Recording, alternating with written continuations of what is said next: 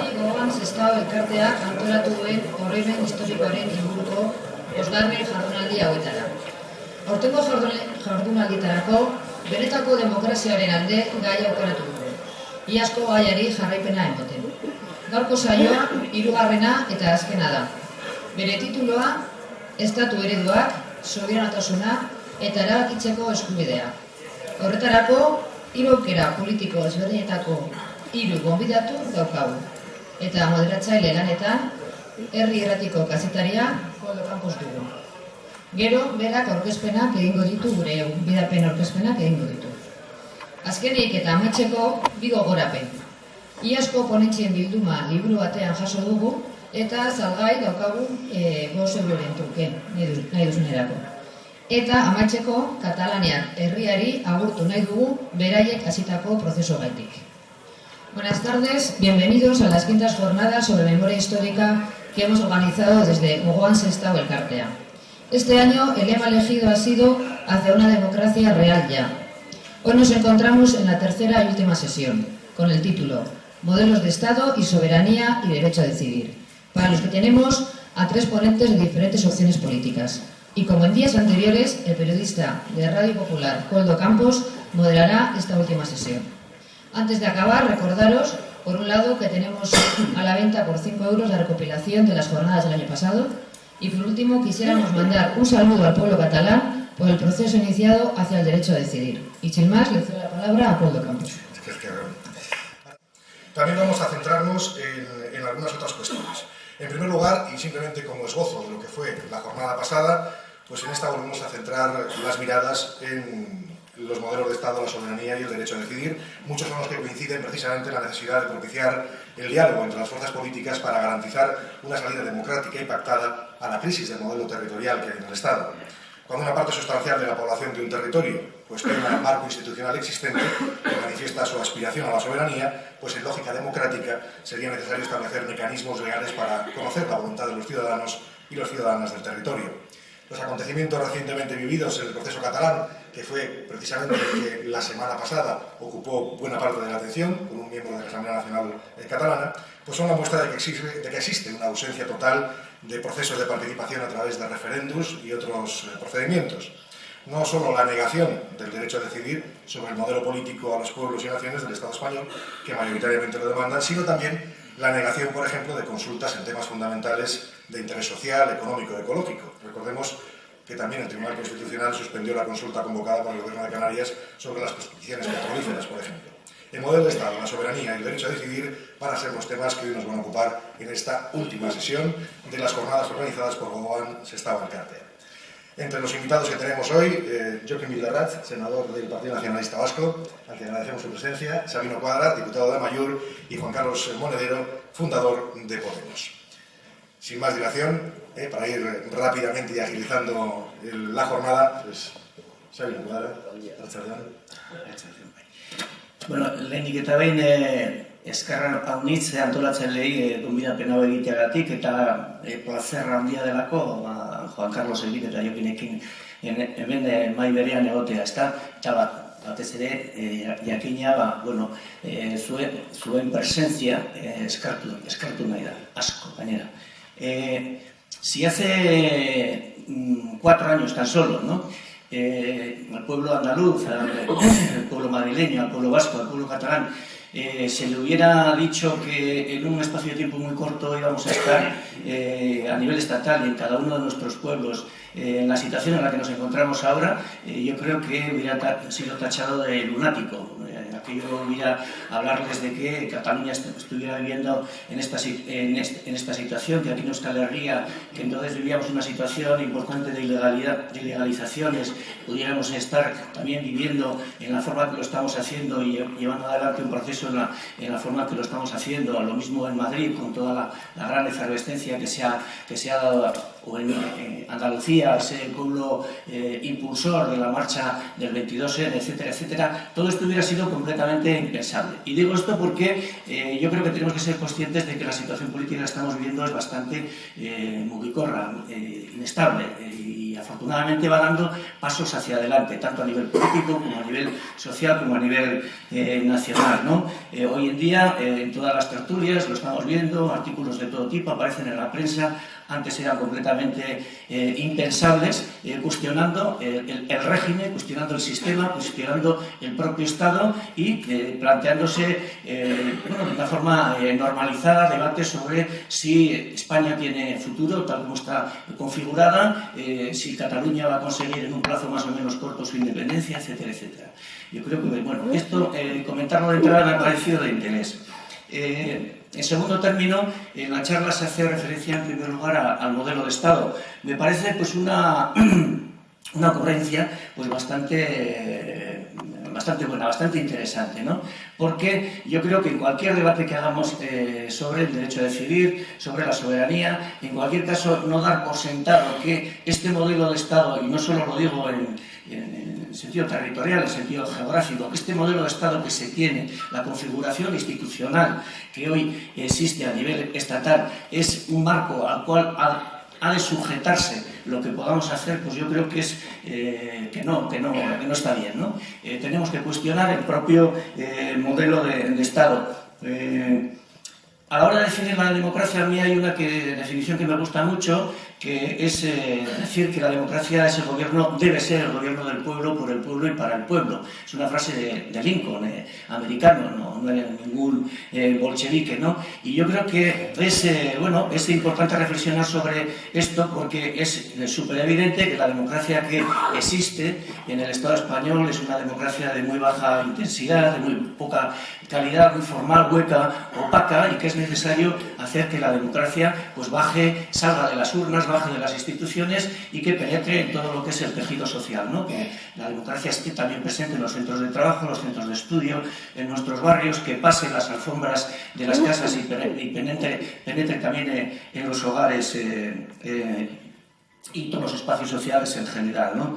Yo creo que también es necesario reflexionar sobre la necesidad de llevar la democracia al trabajo, a los ámbitos laborales, en los cuales, pues como sabéis, existe una tremenda discriminación entre lo que es el trabajo de las mujeres y el trabajo de los hombres. Y estoy hablando no solo del ámbito laboral, sino del trabajo en general. Y aquí hay que hacer obligada referencia también al trabajo reproductivo, ese que no tiene un reconocimiento legal ni económico ni social, realizado esencialmente por las mujeres y que se encuentra en una situación de discriminación. Por eso, cuando hablamos de democracia, yo creo que tenemos que situarla también en el marco del trabajo y democratizar ese trabajo productivo que se realiza en los centros y ese trabajo improductivo no reconocido, democratizarlo entre hombres y mujeres. Hablar de democracia y hablar de modelo de Estado también, yo creo que exige necesariamente hablar de participación, porque la democracia esa a la que me he referido, hueca y formal, pues desaparece al día siguiente de las elecciones y se produce ese tremendo distanciamiento entre instituciones, entre gobernantes o electos y las personas y los grupos sociales que componen nuestra sociedad, ¿no? Articular la participación como un elemento esencial, imprescindible en un funcionamiento democrático, si no esas instituciones y ese régimen, esa democracia, pues era una democracia hueca, ¿no? Y también, por último, y termino con este primer punto, yo creo que a la hora de hablar de un modelo de Estado es necesario también señalar la completa necesidad de que el actual no nos sirve, y lo digo en el sentido de que yo creo que es completamente preciso adelgazar por arriba la institucionalización que se ha dado a nuestra sociedad, es decir, el Estado que tenemos o el que queramos construir, adelgazarlo muchísimo por arriba y engordarlo bastante por abajo. Es evidente que las competencias que tenemos a niveles locales, que el proceso que se ha llevado en las últimas décadas, en los últimos siglos, de crear cada vez más unas conglomeraciones urbanas cada vez más grandes, pues está destruyendo bastante una democracia que hemos tenido o una representación que hemos tenido bastante más cercana. Yo creo que hace falta recuperar muchísimas competencias para los pueblos, adelgazar las competencias que existen a niveles más altos, ¿no? Y en ese sentido también en nuestras grandes ciudades convertir en buena medida nuestros propios barrios en entes locales con competencias políticas, económicas, urbanísticas y de todo tipo propias. Al hablar de soberanía, en relación, y visto desde aquí, desde Euskal Herria, yo creo que lo primero a señalar es que en las últimas décadas hemos tenido una vulneración constante de la soberanía para nuestro pueblo. Euskal Herria no dijo los votos que tuvo la Constitución en nuestro pueblo fueron minoritarios, pero a pesar de todo se nos impuso la Constitución. Incluso en Navarra no tuvimos ni siquiera oportunidad de poder refrendar el mejoramiento del fuero que nos vino prefabricado desde Madrid, negociado entre el Martín Villa, ese genocida, y un franquista como fue Amadeo Marco. Euskal Herria dijo también no a la OTAN y sin embargo pues nos metieron a la OTAN, y allí en Navarra tenemos polígono de las Bardenas incluido, ¿no? La reforma de Ibarretxe, aprobada mayoritariamente por el Parlamento de Gasteiz, al llevarla a Madrid se quedó en un cajón porque los partidos mayoritarios allá, el PSOE, el PP y también Izquierda Unida, pues ni siquiera le dieron trámite a lo que se planteaba, ¿no? También fue echado por la borda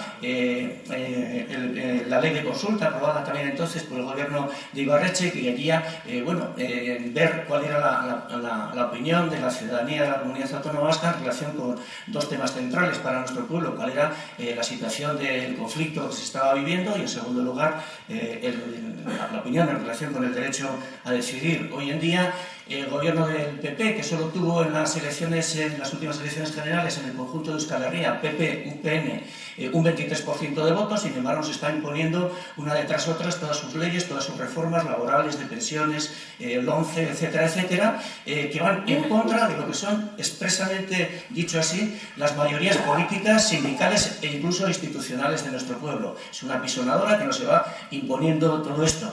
En Navarra uno viene de allí y tiene que vender lo suyo, pues llevamos ya 14 leyes aprobadas por el Parlamento Foral que han sido echadas abajo desde Madrid, ¿no? Son leyes que no tienen que ver con pedir la derogación de la monarquía, ni de la Guardia Civil, ni de cosas de estas, sino con el día a día de nuestro pueblo, el copago sanitario, la atención a los inmigrantes en la salud pública, el impuesto del IBI, aplicárselo a la Iglesia, una ley sobre desahucios, pero no nos dejan tener ni siquiera estos márgenes de soberanía para poder decidir nosotros qué queremos hacer con todos estos temas, ¿no? Yo creo que la conclusión es evidente, súper evidente. Ya era evidente cuando nuestro pueblo hace 30 y tantos años no refrendó aquella Constitución, pero hay mucho más. El fracaso del régimen en Euskal Herria es total y va desde lo más pequeño de esa ley que se aprueba en Navarra y que es tumbada en Madrid, hasta lo más grande, que es exigir nuestro derecho a decidir y que nos lo niegan, ¿no? Hoy en día se habla ya bastante de la necesidad de una segunda transición, ¿no? Desde Amaiur decimos siempre que, más que hablar de una segunda transición, lo que es necesario, completamente necesario, y más ante una asociación que trabaja en el marco de la memoria histórica, es hablar de la necesidad de una primera ruptura, ¿no? Nos dicen que aquella fue la única transición posible. Nosotros pensamos, como muchas y muchos de vosotros, que no, que aquello fue un gran embudo por el que se metieron cantidad de organizaciones de izquierda en un principio y muchas reivindicaciones democráticas radicales, pero lo que salió por la otra punta del embudo fue monarquía, fue un régimen que seguía haciendo concesiones a la Iglesia, una ley de amnistía que amnistió, que fue una ley de punto final para todos los criminales y genocidas del franquismo que, han paseado tranquilamente por la calle hasta nuestros días, etcétera, etcétera. Hace falta, en primer lugar, una primera ruptura, aquella ruptura que no tuvimos, que fue traicionada en una transición tramposa, y que rompa los cordones umbilicales con aquella monarquía, con aquella banca que apoyaba a Franco y que hoy es pilar del IBEX 35, con aquella España, una grande y libre, hoy convertida en una España indisoluble e indivisible, que para el caso tanto monta tanto, ¿no? Una ruptura que sea política, una ruptura que sea social, porque aquella ruptura, aquella transición también vino acompañada al mismo tiempo de unos pactos de la Moncloa en los cuales se encarriló también toda la tremenda energía y la tremenda fuerza que tenía el movimiento obrero aquí en Euskal Herria, en Sestao, en Baracaldo, en la margen izquierda, en todo el Estado, se encarriló de una forma parecida al encarrile que se estaba produciendo en el terreno político, ¿no? Se habla en el título de la charla también de proceso constituyente. Yo creo que también aquí hace falta marcar los terrenos de una forma clara. Nosotros desde Amaiur, desde Bildu, decimos que hace falta hablar de proceso constituyente, sí, pero en plural, es decir, de procesos constituyentes, porque tenemos la experiencia de aquello que se llamó en un principio también proceso constituyente en los años 74 al 77, en los que funcionó la Junta Democrática, la Convergencia Democrática, la Plata Junta, etcétera, etcétera, y aquel proceso constituyente al final terminó siendo monarquía, terminó siendo ley de amnistía para todos los criminales y genocidas, etcétera, etcétera. Procesos constituyentes en plural, porque el pueblo catalán, como lo está haciendo, y muy bien haciendo, no tiene por qué esperar y no tiene por qué condicionar ni sus ritmos, ni sus contenidos, ni sus formas, ni nada a la puesta en marcha de un hipotético proceso constituyente a nivel estatal. Y tampoco lo tenemos que hacer nosotros aquí en Euskal Herria, no solo por desconfianzas históricas, sino porque debe ser así. Cada pueblo debe tomar su futuro con sus propias manos, marcar sus propios caminos y eso sí, por supuestísimo, estableciendo relaciones solidarias y aprendiendo de lo que se está realizando en cualquier otro sitio del Estado y de otros pueblos, ¿no? Como pueda ser el escocés, etcétera, etcétera.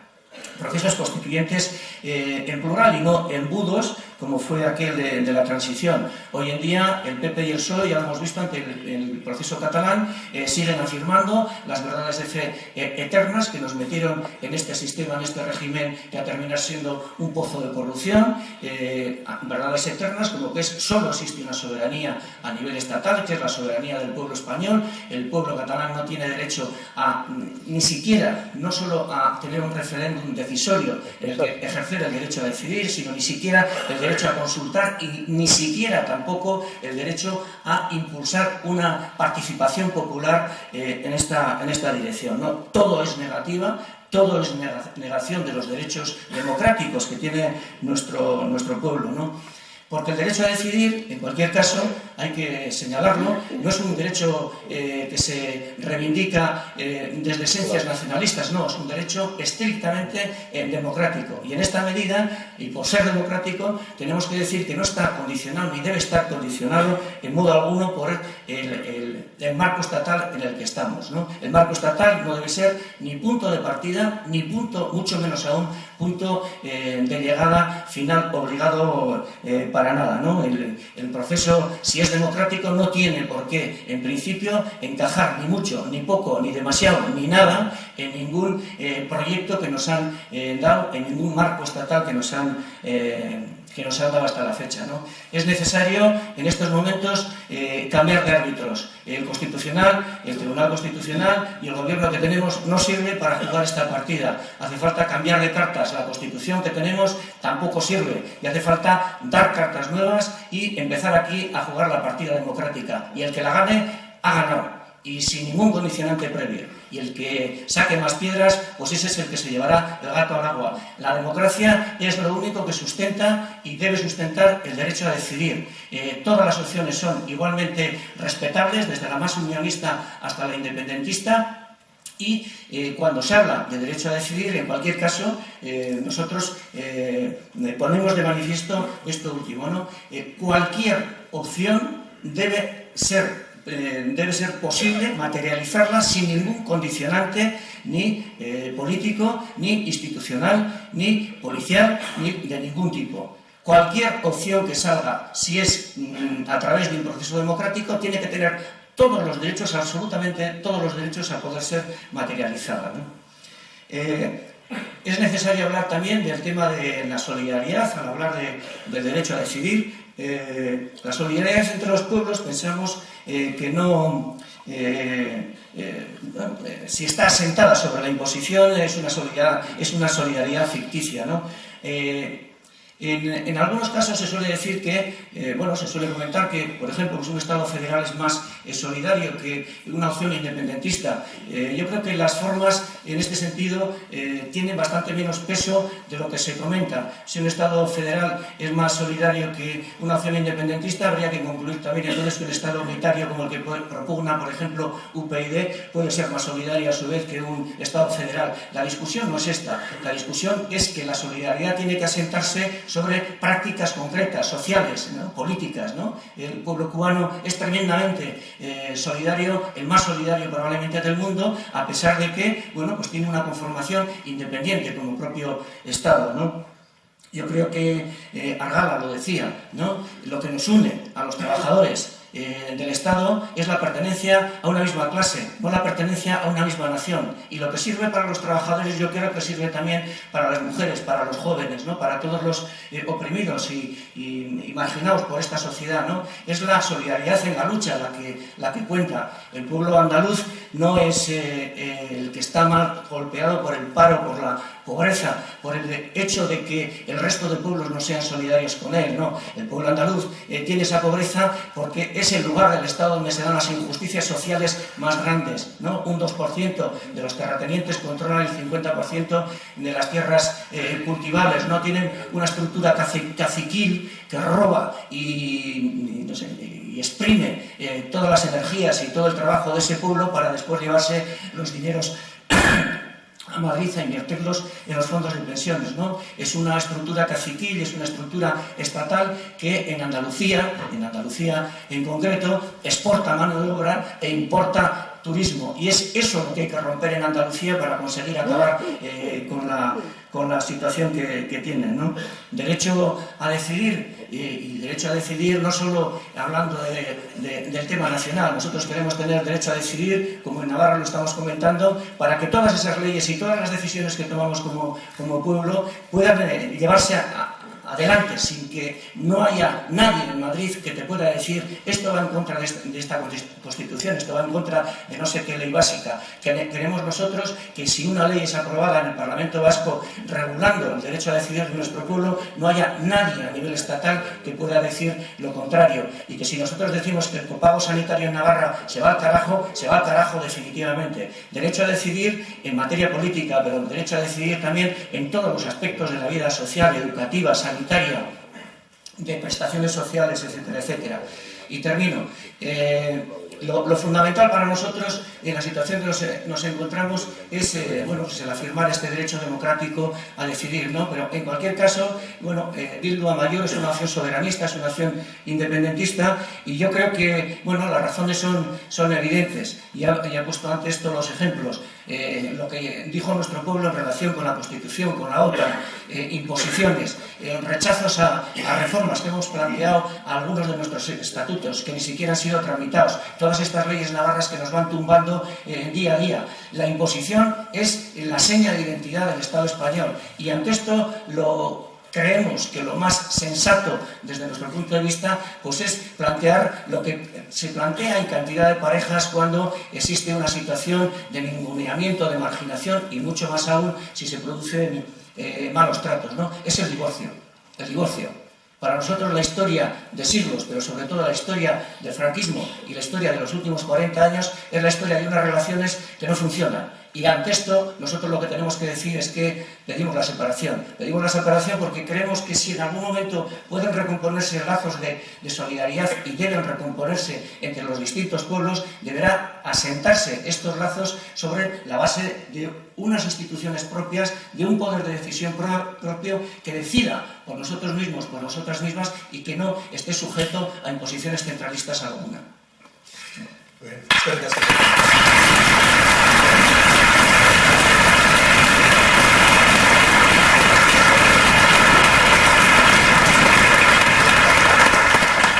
pasamos ahora la palabra a Joaquín Villarrach.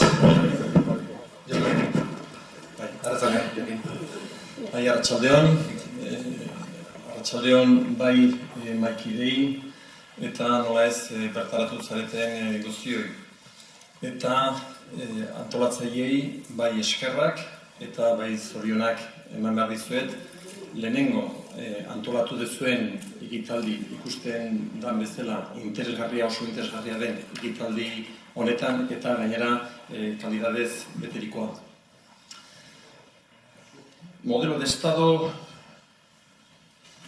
independencia, soberanía, derecho a decidir. Está en crisis, no está en crisis, el modelo de Estado. Yo acabo de venir de Madrid, del Senado, y he tenido que salir antes de que finalizara el pleno porque me había comprometido a venir a Sestao. Y siempre tienes pues, ese cargo de conciencia de no estar cumpliendo con el deber que te ocupa. ¿Qué es lo que ocurre? Yo fui el martes, he venido hoy, bueno, el lunes a la noche, he venido hoy, pero ya fui sabiendo qué es lo que iba a pasar durante toda la semana.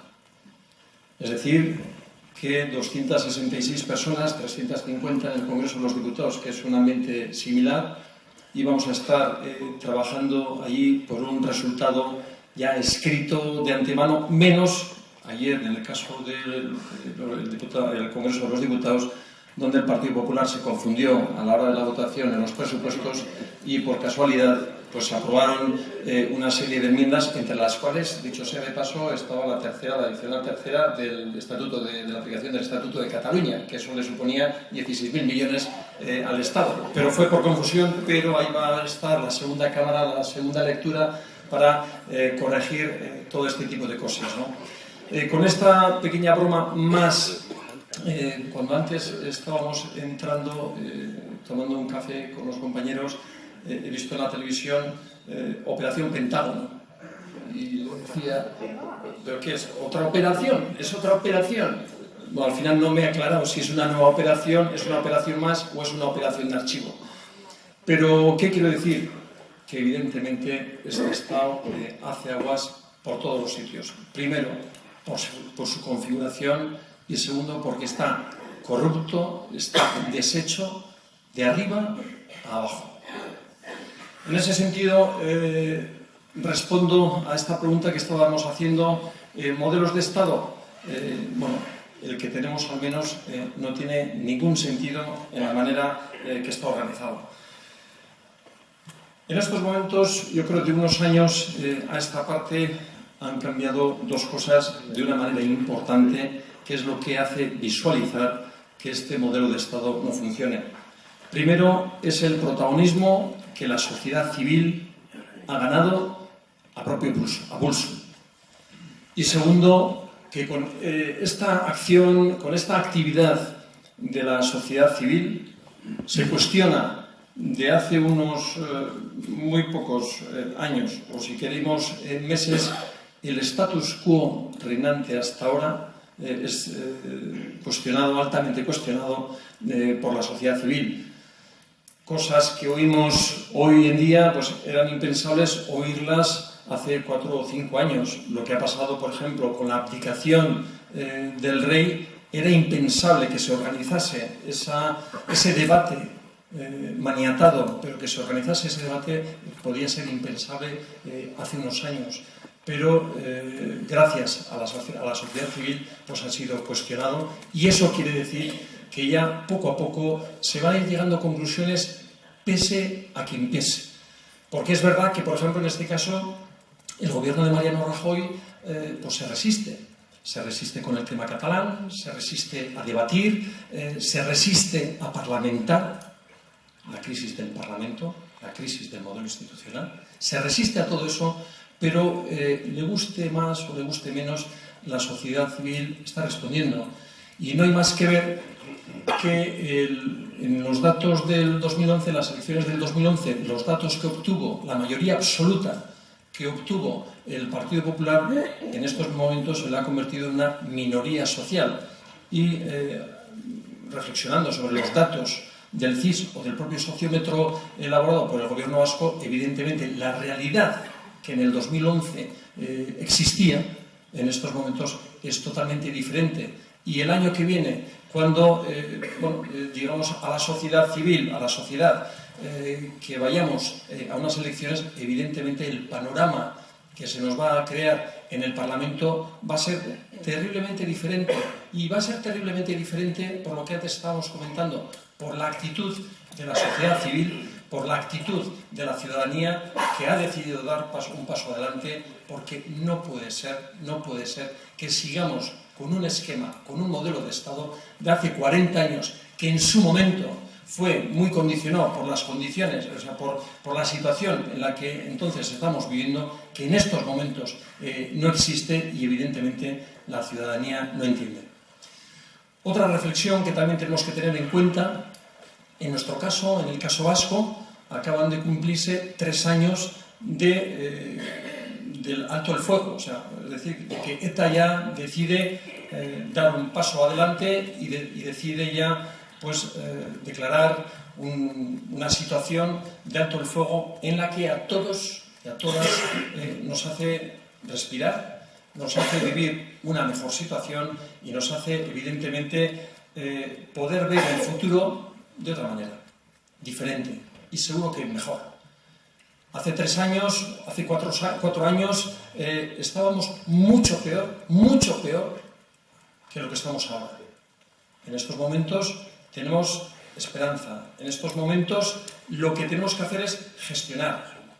Quedan muchas cosas todavía, quedan muchas cosas, y es cierto que no hay más que ver la incapacidad que estamos mostrando los partidos políticos a la hora de llegar a acuerdos con todo aquello que tenga que ver principalmente con la pacificación o con la convivencia y la normalización. De hecho, hace un año y algo se constituyó en el Parlamento Vasco la ponencia de paz y convivencia, y en estos momentos pues es una ponencia que no está funcionando porque no somos capaces de todos ponernos de acuerdo en un mínimo para poder empezar a trabajar. Pero creo que tenemos que subrayar el elemento positivo, que estamos mucho mejor que hace 3 años. Ahora, quedan muchas heridas abiertas, hay que ir gestionándolas, hay que ir cerrándolas, porque todavía, y sobre todo nuestra generación que ha sufrido, que ha tenido ese sufrimiento en propia carne, pues evidentemente condiciona. Las siguientes generaciones probablemente también sean mucho más libres, estén mucho menos condicionadas por todo lo que hemos sentido, por todo lo que hemos vivido, pero evidentemente es una realidad que hay que gestionar. Hay una frustración, por ejemplo, el día 10 de noviembre. El día 10 de noviembre, que era el día de memoria para las víctimas, pues tampoco fuimos capaces de mostrar un acuerdo amplio, generalizable, a lo que es el respeto de todos los derechos humanos, y no fuimos capaces de mostrar, entre los partidos políticos, de mostrar a la sociedad una unidad, un trabajo conjunto para homenajear a todas esas víctimas que tanto han sufrido, y evidentemente a todo lo que son los entornos de las propias víctimas. Empiezo con una reflexión también y subrayando un principio democrático. Un principio democrático entendiendo que toda aspiración política, legítima, tiene que ser posible plantearla en una democracia occidental. Y en estos momentos, cuando hablo de cualquier aspiración política legítima, estoy hablando de cualquier aspiración, en este caso, de una aspiración nacional. Y aquí hablamos del derecho a decidir. No puede hoy en día, con los principios que antes os he comentado, donde la sociedad civil está tomando parte, está siendo activa en lo que es el desarrollo y puesta en quiebra de este modelo caduco, no puede ser que no se le permita, que no se le posibilite expresar su sentimiento. Antes yo os he dicho, vamos a hablar de independencia, vamos a hablar de modelos de Estado, pero vamos a hablar de identidades también. Porque yo creo que es un elemento verdaderamente importante. Me preocupa más la identidad incluso que la soberanía, y ahora desarrollaré esta idea, pero yo me considero vasco. Yo soy vasco y yo quiero expresar mi ser vasco en una organización, en un colectivo, en una comunidad con la que quiero ser respetado y con la que quiero convivir. Quiero poder expresarme en euskera, quiero poder vivir en euskera. Y nadie me va a poder impedir que yo esa expresión la desarrolle en un colectivo, en una comunidad llamada nación. Y no tenemos más que poner como ejemplos lo que hemos vivido. Escocia, Cataluña. Y el gobierno de Mariano Rajoy nos dice, no, aquí el soberano, en base al artículo 2 de la Constitución española, es el pueblo español. Y además el artículo 92 de la Constitución española impide que la ciudadanía pueda definirse en base a ese sentimiento. Y dice más, no hay ninguna constitución, en ninguna democracia occidental que posibilite tal opción. Y yo, simple de mí, me digo y me pregunto, ¿y si eso es así? ¿Por qué ha sido posible en Escocia, por ejemplo, pactar, acordar con el gobierno de Westminster una consulta a la población escocesa? Independientemente del resultado, si es mucho, si es poco, si es un 45, si hay 10 puntos de diferencia, etc. ¿Por qué en este modelo de Estado, por qué se impide a la ciudadanía expresar su sentimiento, su ser, su querer estar en una comunidad y en una democracia occidental a 2 horas de avión? Es posible sin mayor dramatismo, sin mayor problema. En un mundo, y desarrollo la idea que estaba comentando antes, donde la soberanía cada vez es más compartida. Porque cuando Mariano Rajoy está diciendo que la soberanía es propiedad del pueblo español, yo le pondría un pero. Por ejemplo, ¿puede el gobierno español o el Estado español única y exclusivamente, sin mayor condicionante, aprobar los presupuestos generales del Estado, en este caso del 2015? Evidentemente no. Y no puede, porque evidentemente tiene una serie de competencias atribuidas a la Unión Europea que le impiden que sea soberano. Y eso va a ser así. Va a ser así también en el futuro, en una sociedad una sociedad que coexiste con una serie de riesgos globales que solo van a poder ser gestionados desde una serie de soberanías compartidas. Por ejemplo, el cambio climático. Por ejemplo, el accidente acaecido en Fukushima, el accidente nuclear. Únicamente Japón va a poder decidir su futuro nuclear como Estado. No va a tener ninguna incidencia en Corea del Sur, en estados colindantes, no va a tener ninguna incidencia aquello que Japón o cualquier Estado vaya a desarrollar, en este caso en su política nuclear.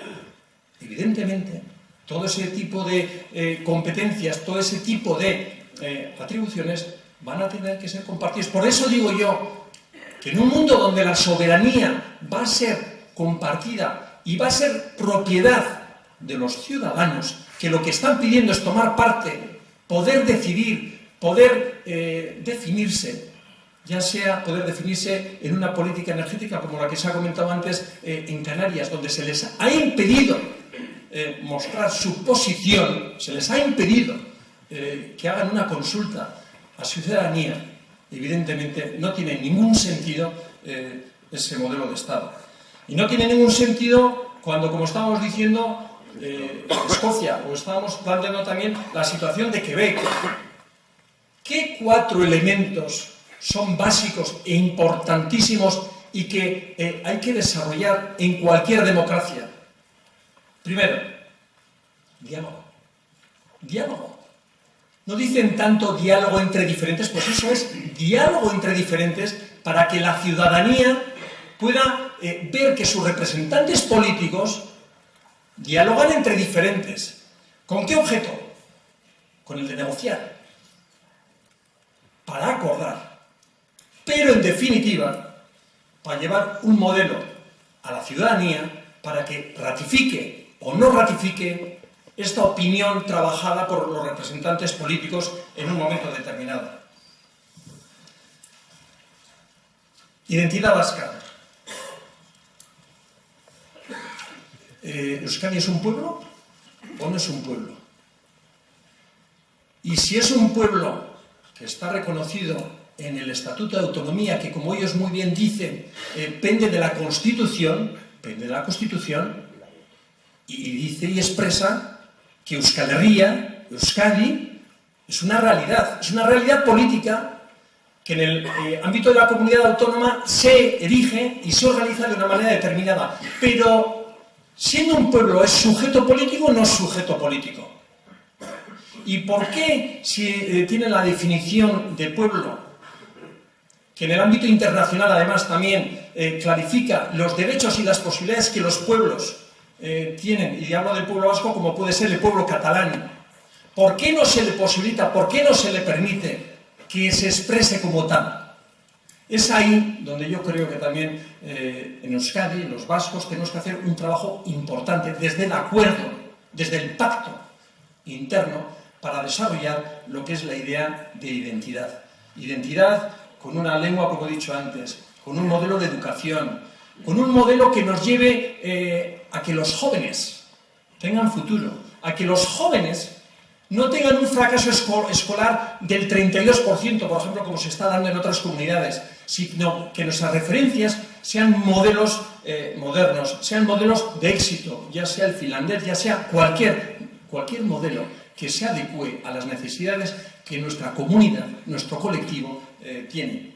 En ese sentido es donde tenemos que desarrollar de verdadera forma lo que es nuestra propia identidad. Soberanía, muy importante, soberanía trabajada desde otra manera, soberanía que cuestiona el propio modelo de Estado, soberanía que nos tiene que hacer a los vascos también reflexionar sobre qué modelo de comunidad queremos de cara a futuro, soberanía que nos tiene que hacer pensar en un modelo de identidad, en un modelo donde subrayemos situaciones y seamos capaces también de englobar sentimientos y soberanía también, que nos haga entender que en Euskadi también tenemos identidades diferentes.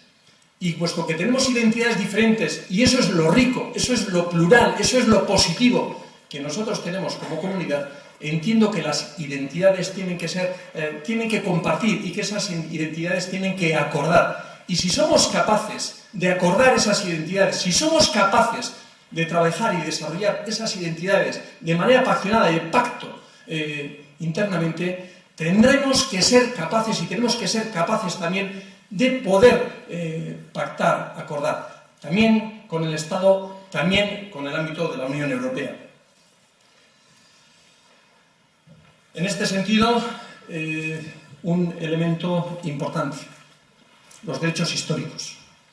Los derechos históricos son anteriores a la Constitución, con lo cual a nosotros, como antes muy bien ha dicho Sabino, la Constitución está ahí, pero Euskadi fue una isla en ese sentido, porque si mal no recuerdo, en la Constitución tomó parte el 40 y poco por ciento y dio un sí un 30 y pico por ciento, un 32, si mal no recuerdo. Es decir, la Constitución siempre ha sido cuestionada, pero cuidado, tenemos una serie de derechos históricos que son previos a la Constitución. ¿Y con esto qué quiero decir? Que cuando hay voluntad política, voluntad política sincera para el acuerdo, tenemos que ser capaces de poder respetar a la ciudadanía para respetar esa voluntad y dársela en forma de ley, no al revés, como está haciendo en estos momentos el gobierno del Partido Popular. Lo que no puede ser, que es lo que se ha hecho en Cataluña, lo que se hizo en su momento con Ibarretxe, con el nuevo estatuto, con la ley de consulta, que es, te enseño la ley para que tú amortices, para que tú coacciones o no dejes expresar el sentir a tu ciudadanía, y en ese sentido no desarrolles lo que la ciudadanía quiere llevar adelante. La ley tiene que ser la respuesta a la voluntad de la ciudadanía, y en ese sentido alguien demostrará que es verdaderamente democrático o que tiene altura democrática si es capaz de respetar eso. Con lo cual, y como conclusión, digo, pacto interno, acuerdo interno desde el respeto a las diferentes identidades que tenemos dentro de la comunidad de Euskadi y dentro de la comunidad vasca. Eskerrik asko.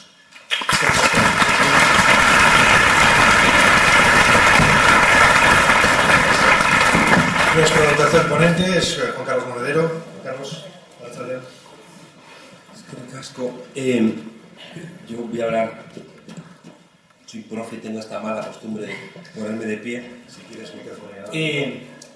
Yo creo que así se me oye, ¿no? Un poco enfermo, pero yo lo que no voy a hacer es hablar en nombre de Podemos.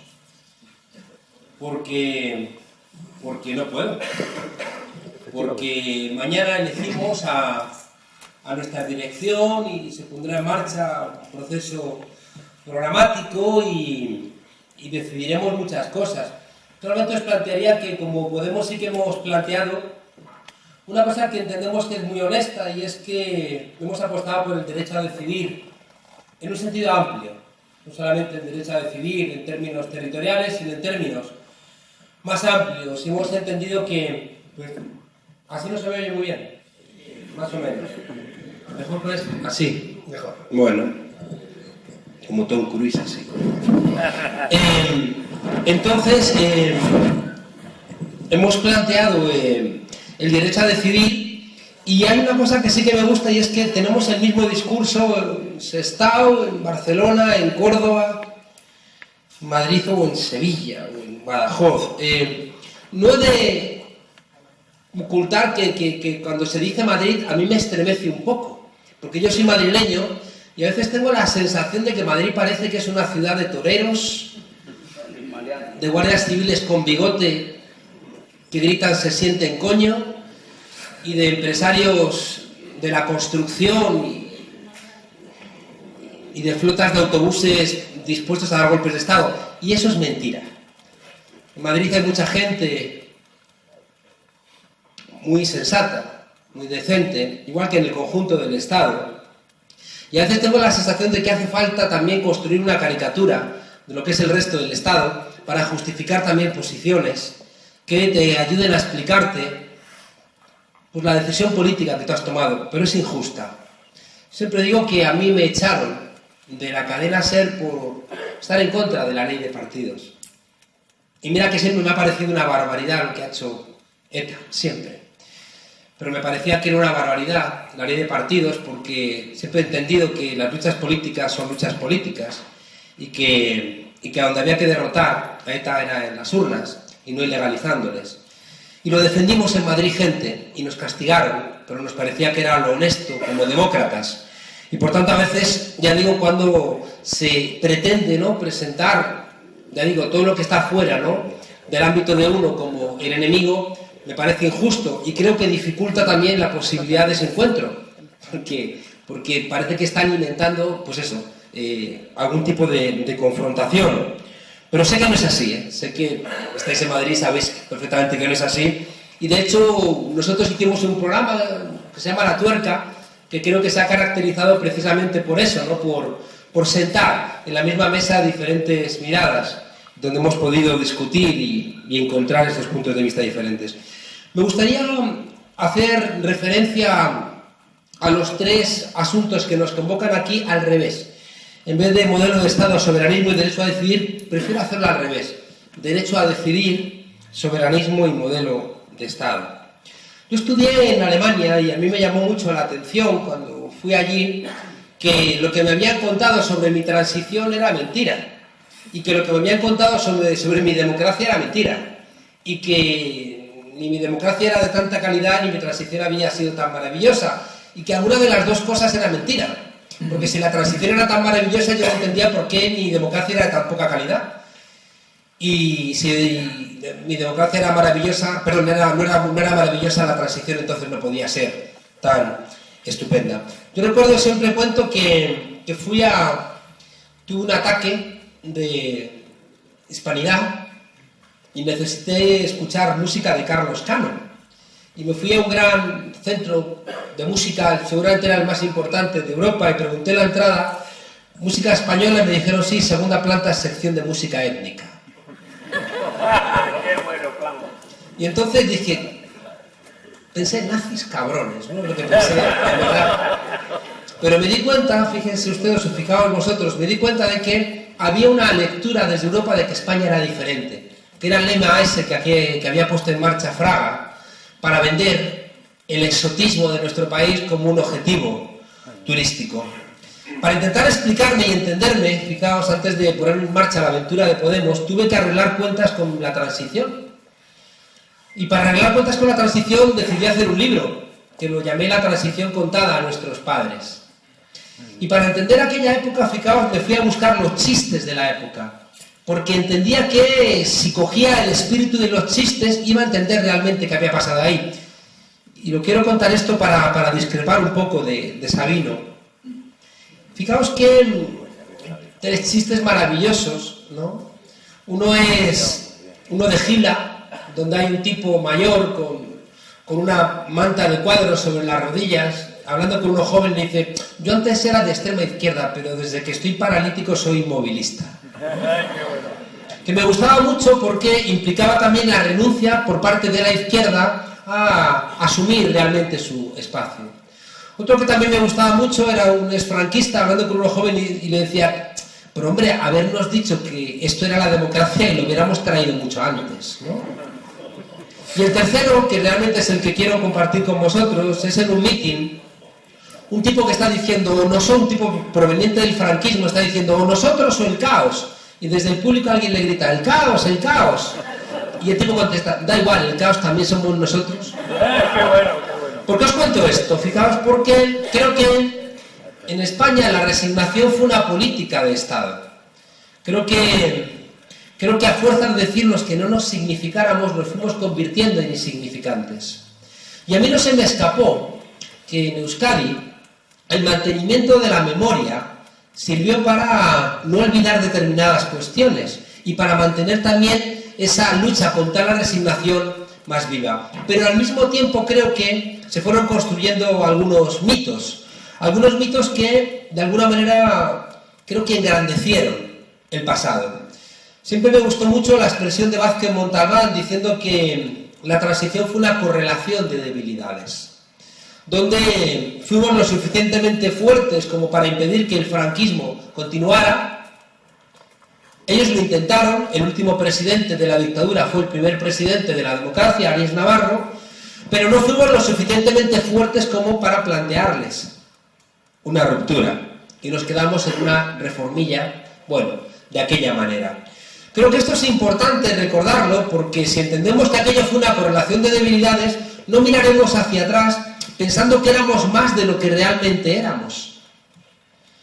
Y al mismo tiempo, fijaos, seríamos capaces de hacer una cosa que yo creo que es esencial, que es lo que os decía que no terminaba de ver en el discurso de Sabino. Porque yo creo que, fijaos, cuando uno mira hacia atrás, uno encuentra un esfuerzo espectacular durante la transición de mucha gente, muchas peleas. Qué alegría que ese sinvergüenza, que es Martín Villa, no pueda salir ya del Estado. Porque hay una jueza argentina que le ha planteado que la Interpol tiene que extraditarlo para juzgarlo, entre otras cosas por los asesinatos de Vitoria. Qué bueno. Claro, y sale la justicia española a decir, no, porque la ley de punto final, pero no, precisamente te lo está pidiendo la jueza argentina por eso. Porque es el tribunal ya internacional, porque la justicia en España no da respuesta a las víctimas. Pero lo que quería plantearos es que, fijaos, donde realmente hemos sido derrotados no fue en la transición que hicimos, sino en el relato sobre la transición. Eso es lo que realmente hemos perdido. Y por tanto, fijaos, no está tanto la pelea en intentar enmendar lo que se hizo, sino en entender que hemos perdido la hegemonía en el relato para explicar lo que se hizo. Porque la transición no la trajo ni Fraga, ni el Rey, ni Suárez. La trajo la gente peleando en la calle. El año 79 fue el año de mayor conflictividad laboral de la historia de España, incluso después de los pactos de la Moncloa, donde el Partido Comunista ofreció lo que tenía después del desastre electoral, que era su influencia sobre comisiones obreras para sacar a los trabajadores de la calle a cambio de poder participar en la Constitución. Y fijaos que ese acuerdo ni siquiera sirvió para frenar la protesta ciudadana, no sirvió para seguir exhumando cadáveres, no sirvió para seguir reclamando mayores avances, y por eso vino el 23F, que fue un golpe de Estado que triunfó, no fracasó, triunfó. Y el 100% de los planteamientos los lograron. Entramos en la OTAN, el PSOE entró disciplinado, los sindicatos por vez primera hicieron un acuerdo con la patronal, se frenaron las exhumaciones, se frenó la LOAPA, se aumentaron los presupuestos para el ejército. Fue un golpe que triunfó. Y sobre todo, fijaos, se construyó la figura de un caradura como el que había salvado a la democracia y a la patria española. Esa persona que nos decía que estaba muy preocupado por la suerte de los jóvenes españoles sin empleo, y nos enteramos que al tiempo que estaba diciendo eso, estaba pegándole tiros a la madre de Dumbo en África. Os decía que, fijaos, el derecho a decidir pasa a ser, por tanto, yo creo que la primera pregunta, porque mi planteamiento es que nunca en nuestro país, desde que se interrumpió la democracia el 18 de julio del 36, y cuidado, el 18 de julio del 36 hubo un golpe de Estado que fracasó. Y porque fracasó el golpe de Estado, empezó una guerra civil. Si el golpe de Estado hubiera triunfado, no hubiera habido guerra civil. Por tanto, este pueblo que se echó a la calle pidiendo armas para frenar a los fascistas, y que ya había tenido un elemento previo de octubre del 34, sabía lo que tenía entre manos, pero unas autoridades pacatas no brindaron armas, y al final los golpistas, con la ayuda de Mussolini y de Hitler, triunfaron. El derecho a decidir, fijaos, yo creo que es la gran asignatura pendiente. Nos preguntaron inicialmente la ley para la reforma política. Ya llevo 11 minutos. Madre mía, no he dicho nada. Bueno, la ley para la reforma política, nos dijeron, ¿qué queréis? ¿Esto o nada? Y la gente dijo, pues eso. Y la Constitución, ¿es que acaso nos preguntaron realmente cómo queríamos la Constitución? No. Y pactaron 7 hombres blancos, donde también estaba el PNV. Donde también estuvo el PNV. ¿O no se vayamos? Entonces,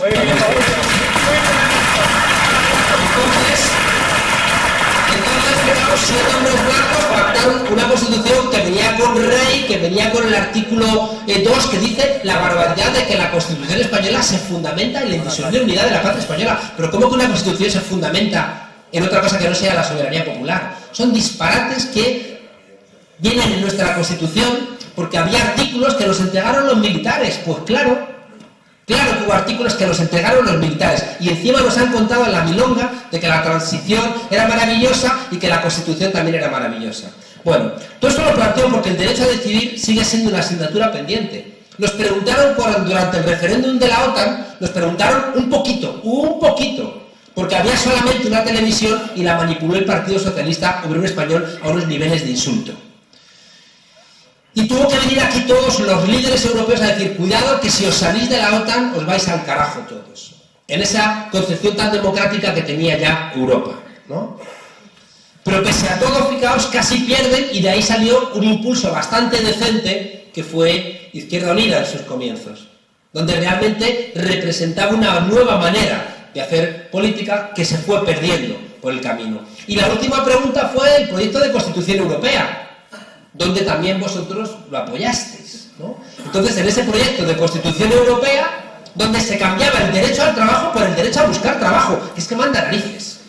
Se suspendía el derecho al trabajo por el derecho a buscar trabajo. ¿Y por qué os digo que el derecho a decidir nos lo han negado? Porque no me vengan luego con milongas, a hablar de soberanismo, cuando de repente hemos perdido la posibilidad de ser dueños de nuestra propia vida material, porque hemos entregado a los poderes económicos europeos la posibilidad de tener nuestra soberanía económica. Por tanto, fijaos, el derecho a decidir es el elemento previo, real, para que decidiéramos las cosas que nunca hemos decidido. Y por tanto, para nosotros, para mí, hay una asignatura pendiente, que es que realmente por vez primera, desde que interrumpieron el hilo constitucional en nuestro país, pudiéramos sentarnos los diferentes pueblos de España a tomar una decisión, los pueblos de España, Porque yo creo que es un disparate que los diferentes pueblos de España cada uno tome la decisión aisladamente. Me parece que es mucho más sensato que tuviéramos la posibilidad, en nombre de la madurez democrática que se nos presupone, que nos sentáramos todos juntos en un proceso constituyente a decir, bueno, ¿y esto cómo lo queremos? Y a partir de ahí, si de repente parte de estos pueblos de España deciden, no me interesa continuar en esta aventura compartida, adelante, adelante. Pero me parece mucho más interesante sentarnos todos juntos, ¿sabéis por qué? Porque estoy también un poquito cansado en lo personal de ver cómo hay nichos electorales que tienen que exacerbar las diferencias para encontrar un espacio político en su pequeño territorio. Y a fuerza de exacerbar la necesidad de decir que tenemos que, casi por narices, que pelearnos, estoy un poco cansadísimo, me vais a perdonar, muy cansado de que haya gente que se dedique a la política exacerbando diferencias en vez de construir vinculaciones.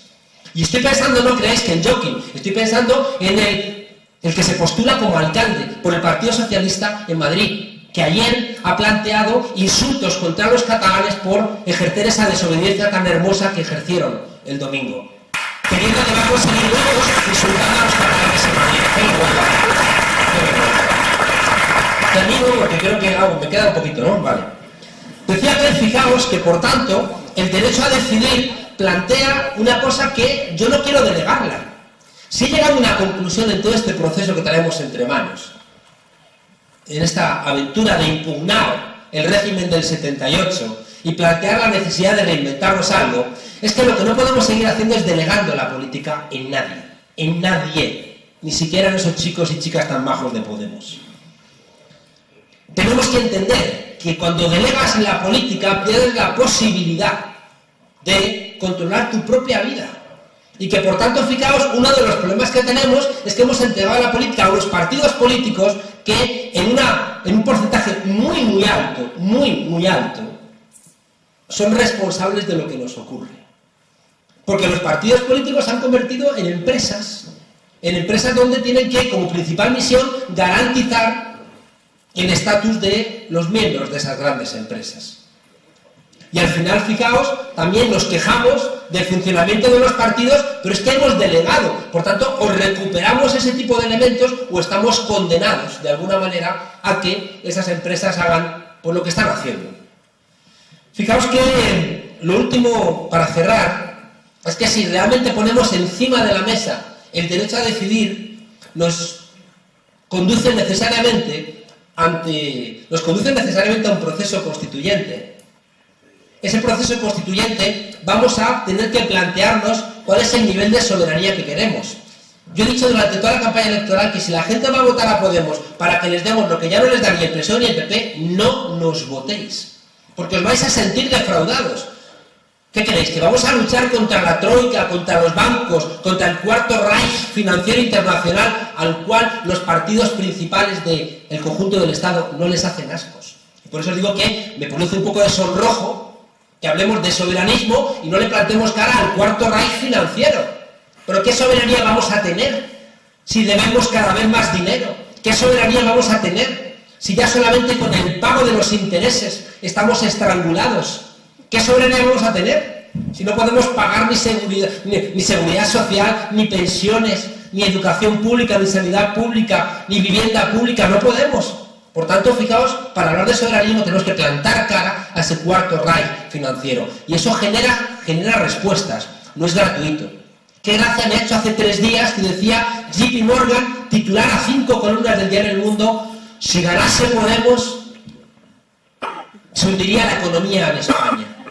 Informe de JP Morgan, y dices, sinvergüenzas, si hoy salís en el periódico canallas, que os han condenado otra vez por estafar a vuestros clientes, sinvergüenzas, por manipular los tipos de cambio, canallas. Y de repente los partidos de bien de este país decían, sí, cuidado con Podemos, que estos son unos populistas, que lo ha dicho JP Morgan. JP Morgan, insisto, la segunda vez condenado en una vez por manipular el LIBOR y ahora por manipular los tipos de cambio. Multas que les arañan un poquito. Porque las multas que les ponen son una estupidez en comparación con lo que han robado con estas manipulaciones. Por tanto, digo, para terminar, os decía que lo primero es el derecho a decidir. Y el derecho a decidir implica que tengamos la madurez suficiente para saber que si queremos ser dueños de nuestros destinos, el enemigo es muy poderoso. Y no inventemos falsos enemigos. El enemigo es poderoso. Y solamente lo vamos a combatir cuando realmente asumamos que la soberanía que construyamos es frente a esos poderes que están amenazando la democracia desde la hegemonía financiera, como en los años 30 lo amenazaron desde la hegemonía fascista o nazi. Y lo último, el minuto que me queda, lo último, el modelo de Estado que construyamos va a venir muy suave respecto de esto. ¿Sabéis por qué? Porque tengo la experiencia de que España está mal enseñada y mal aprendida. Y que lo que hace falta es simplemente, y esa es mi experiencia, lo que me hace ser un pesimista pero esperanzado, que cuando explicas algunas cosas la gente las entiende. Y algunos, fijaos, siendo profesores de ciencia política, siendo doctores en ciencia política, hay cosas que ya las he entendido muy tarde. Por ejemplo, he entendido muy tarde que España, al igual que Alemania y al igual que Italia, es una nación muy joven, pero un Estado muy viejo.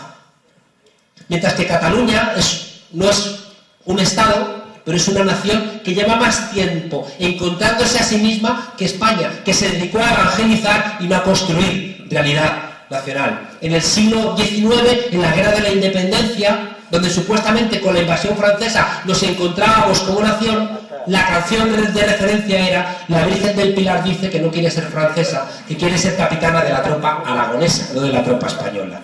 La conclusión, y termino, la conclusión es que tenemos que hacer un esfuerzo por entender qué es España, porque hay gente que se está beneficiando de una idea de España, igual que hay otra gente que desde otros lugares se está beneficiando también de construir una idea de España. Mi planteamiento, nuestro planteamiento es que tomemos las riendas de la política en nuestras manos y nos expliquemos de una vez por todas a nosotros mismos y no le entreguemos a nadie ese derecho. Gracias.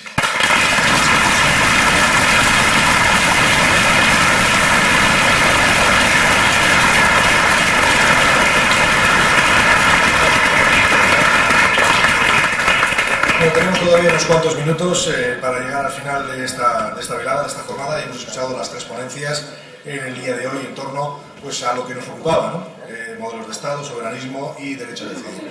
Sí voy a invitar a que los que lo deseen levanten la mano y pregunten. Repito que las preguntas por favor sean para la mesa. Y hay un minuto, es que van a apagar el micrófono si en un minuto no es capaz alguien de hacer una pregunta, así que por favor pido concisión para dar tiempo al máximo de preguntas posible. Sí, primera de las preguntas, ya veo que hay una mano levantada. Sí. Me gustaría hacerle una... ¿Se me oye? Sí, al final. Una pregunta al compañero Monedero, más que una pregunta, una advertencia. Has hablado del derecho a decidir, de que el derecho a decidir tal como lo entendemos es distinto del que han expuesto los anteriores intervinientes. Yo creo que el derecho a decidir tal como se plantea aquí es un error utilizarlo por tu parte. Y en mi opinión es una trampa dialéctica, y me explico. Es decir, si cualquiera de vosotros miráis en vuestro teléfono y le preguntáis a Wikipedia por el derecho a decidir, nahi baduzu erabakitzeko eskubidea, podéis poner the right to decide y no aparece nada. No aparece nada porque el derecho a decidir no existe. Lo que existe es el derecho a autodeterminación de los pueblos y existe el derecho a la participación política.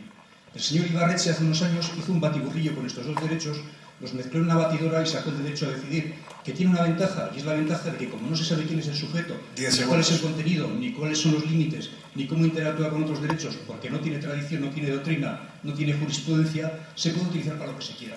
Pero esto no favorece el diálogo, lo único que hace es generar una trampa dialéctica en la cual salen venciendo las personas que consideran, como ha dicho el primero de los intervinientes, que la democracia es algo tan simple como contar piedras y el que tiene la piedra más gana. Pues la democracia, siento decirle que es algo mucho más... Ya lo siento.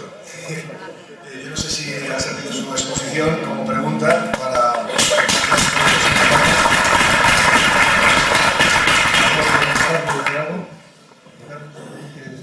Yo solo diría que me parece fascinante que durante la transición lo de la reclamación durante la transición, es decir, que libertad, amnistía, estatuto de autonomía, es decir, y el derecho a autodeterminación lo defendía todo el mundo. Entonces, mi sensación es que por eso os decía que hemos perdido el relato. Es decir, que de repente el relato nos lo han cambiado y el derecho a autodeterminación que estaba generalizado y no asustaba, de repente lo hemos perdido, ¿no? A mí no me molesta el derecho a decidir, porque es verdad que despista, pero recuerda que de nada sirve que decidas en un ámbito de autodeterminación nacional si luego es mentira, ¿no? Eso puede llevar también a una especie de fraude, ¿no? Hay gente que, insisto, construye un nicho electoral defendiendo su derecho a autodeterminación, pero después entrega realmente la soberanía de tu país a las multinacionales. Te digo, no me sirve de nada.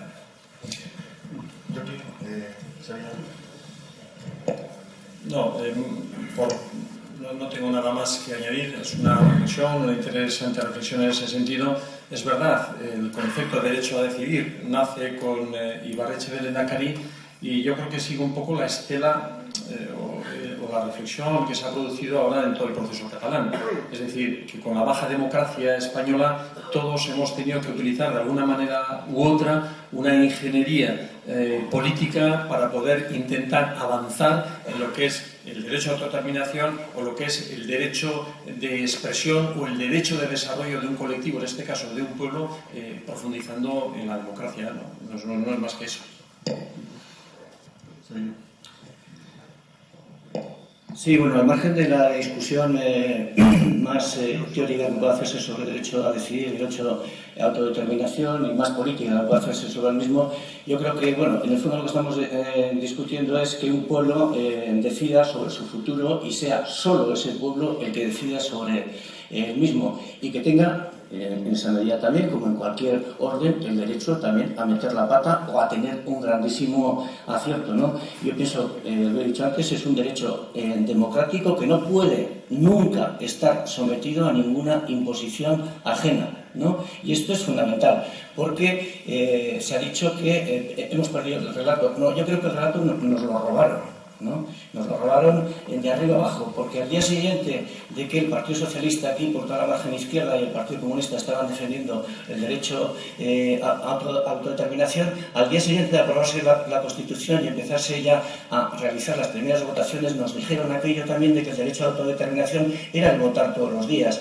en las convocatorias que se hacían a nivel estatal o en las que se hacían a estos niveles. No, el derecho a decidir es exactamente el poder decidir un pueblo sobre su futuro, y sobre su futuro no solo los aspectos más libertarios, más nacionales, podríamos decir, sino lo que he señalado antes, con contenidos sociales, con contenidos profundos, en materia sanitaria, en materia educativa, en materia de protección social, en materia de seguridad social, en todos los órdenes de la vida. Y esto es soberanía, y esto hoy en día plasmado en la práctica, en el estado concreto que tenemos, desde mi punto de vista, solo puede conseguirse por una vía rupturista, clara e independentista. Pero bueno, lo esencial, el derecho democrático y que el pueblo, cada pueblo, decida sobre su futuro. ¿Más preguntas? Bai, entzuten da, ezta? Sí. Bai, bueno, la primera cosa, bueno, agradecer a la mesa por las exposiciones que habéis hecho. Ya, de acuerdo. Y quiero empezar, antes de nada, mandando un sorionac muy fuerte al pueblo catalán, tanto como al escocés, y todos los compañeros y compañeras están en la plataforma de Gurescu Dago, porque me parece un punto de partida maravilloso en la situación que estamos. Y por otra parte, la pregunta que yo, como pregunta que quería hacer, me parece que la ha respondido Sabino ahora mismo. Y otra pregunta seguida, si me da tiempo, quería decir, de una vez por todas, a ver si entre todos somos capaces de dar vuelta a esta situación que tenemos, que es totalmente injusta, antisocial, antidemocrática, de arriba abajo que tenemos. Y a ver si puede servir de arranque y entre todos lo podemos conseguir. Y el derecho a decidir que prime antes de nada. Bueno, como la pregunta ya estaba contestada, ¿no? Cedemos la palabra, si os parece, a otro... Sí, allí me está pidiendo el micrófono de arriba, por favor, me han pedido antes. Allá arriba. Sí, luego después. Sí, ruego por favor que sean preguntas. Si son concisas, mejor. A mí me voy a pedir concisión a los ponentes. Voy a ser muy conciso. Sí, gracias. Hasta el punto de que solo me interesa la opinión del profesor Numedero. El resto he oído bastante y durante mucho tiempo. Solo me interesa su opinión. Profesor, usted es... Por favor, silencio, si son amables. Sí, soy un jacobí, me confieso en ese estado, y de ahí viene el murmullo. Comunico a los... Se va tiempo, ¿eh? No, dirá usted... Por favor, le pido que no lo interrumpan porque así podemos hacer la pregunta. Profesor, usted como teórico de la ciencia política, ¿qué consideración me merece el concepto de ciudadanía social, creo que fue Marshall que teorizó sobre ello, y el poco aprecio que hay en Cataluña y en Euskadi. Usted ha visto, desde el punto de vista del discurso político, que aquí se ha hablado de pueblo y nunca de ciudadanía. Le repito que le hablo jacobino. Gracias. Muy sencillo. Antes escuchando a Joaquín, la verdad es que la diferencia, hay diferencia entre Cataluña y Euskadi. Habláis mucho de identidad, mientras que allí insisten mucho en decir que su reclamación no es identitaria, ¿no? Yo he de reconocer que lo identitario me da susto, ¿no? Porque tiene mucho de irracional y sobre todo no es discutible, ¿no? Yo soy vasco, yo soy de este pueblo, y dices, joder, pues yo no voy a poder ser, ¿no? A no ser que, porque claro, como mientras que en Cataluña te dicen catalán es el que trabaja y vive aquí, ¿no? Y seas de donde seas y de alguna manera no hay un elemento tan identitario, ¿no? Sí. Sí, pero fijaos que en el discurso no ha aparecido. Yo sé que aquí también, estaría bueno, por supuesto, que aquí también. Pero en el discurso no. Por favor. Pero en el discurso no. Está contestando Juan Carlos. Pero en el discurso no. No, por favor. En el discurso es un discurso muy identitario. Luego tendrá la oportunidad. Por tanto, como es un discurso muy identitario, a mí no me gusta. Y supongo que me dejarás que tenga derecho a que no me gusten los discursos identitarios. Ni los vascos ni los españolistas. Me asustan los dos igual. ¿De acuerdo? Y yo entiendo que tú necesites un discurso muy españolista para justificar a lo mejor tu discurso identitario, pero los dos me dais bastante miedo, los dos. Te decía que hay un elemento que me parece que es muy sensato y es una reclamación social, que es verdad que ayer lo discutíamos en un debate en el abrazo de una persona a la que quiero y respeto mucho, que es mi amigo David Fernández, con Artur Mas. Al tiempo que, por ejemplo, las CUP se negaron hace unos días a estar en un acto con Carlos Jiménez Villarejo, el responsable del primer intento de ir contra los corruptos Pujol en Cataluña. Y resulta que las CUP no quieren estar con Villarejo, que es el referente contra la corrupción, porque tiene críticas acerca del derecho a decidir.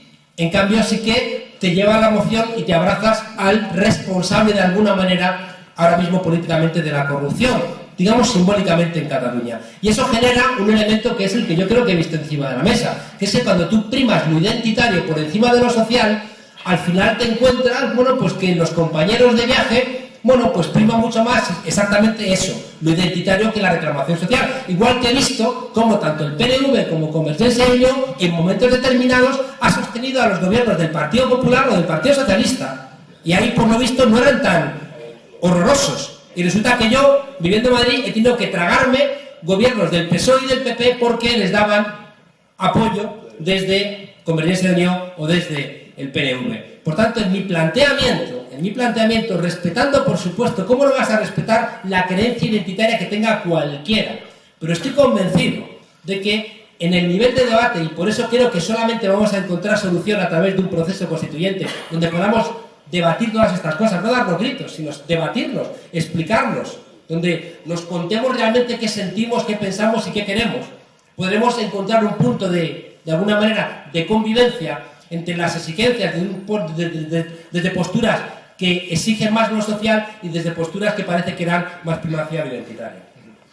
Sí, a mí me sorprende un poco cuando estamos en un debate entre gente que entiendo sincera, franca en el debate, pues en una reflexión como estas, que no seamos del todo, no sé si decir, rigurosos, o puede ser que pues, lo que sea en mi discurso o no se me haya entendido o me haya explicado mal, en algún momento no se me haya escuchado. Cuando he hablado de identidad, si mal no recuerdo, he hablado de identidades diferentes.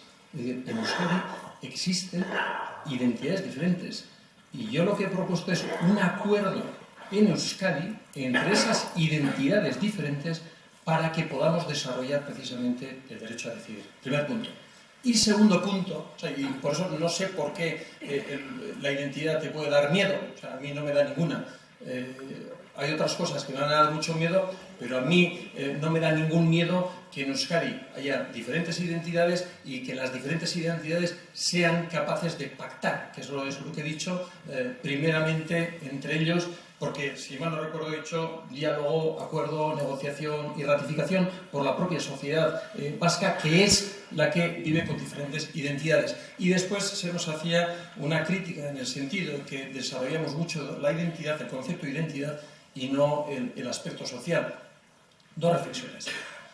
Creo, si mal no recuerdo, no estoy confundido, Podemos mismo ha puesto Euskadi como ejemplo precisamente social, o sea, de desarrollo social, o dicho de otra manera, en una comunidad autónoma como la vasca, donde el 75% de su presupuesto está desarrollado en base a lo social, o dicho de otra manera, me podrías plantear qué comunidades autónomas tienen el nivel de desarrollo social como el que tenemos en Euskadi, o dicho de otra manera, siempre hemos dicho que nunca puede quedar una persona que esté bajo nuestro ámbito fuera de lo que es el espacio comunal o la comunidad, y siempre que quede fuera es que nosotros lo estaremos haciendo mal. Sí, bueno, yo creo que...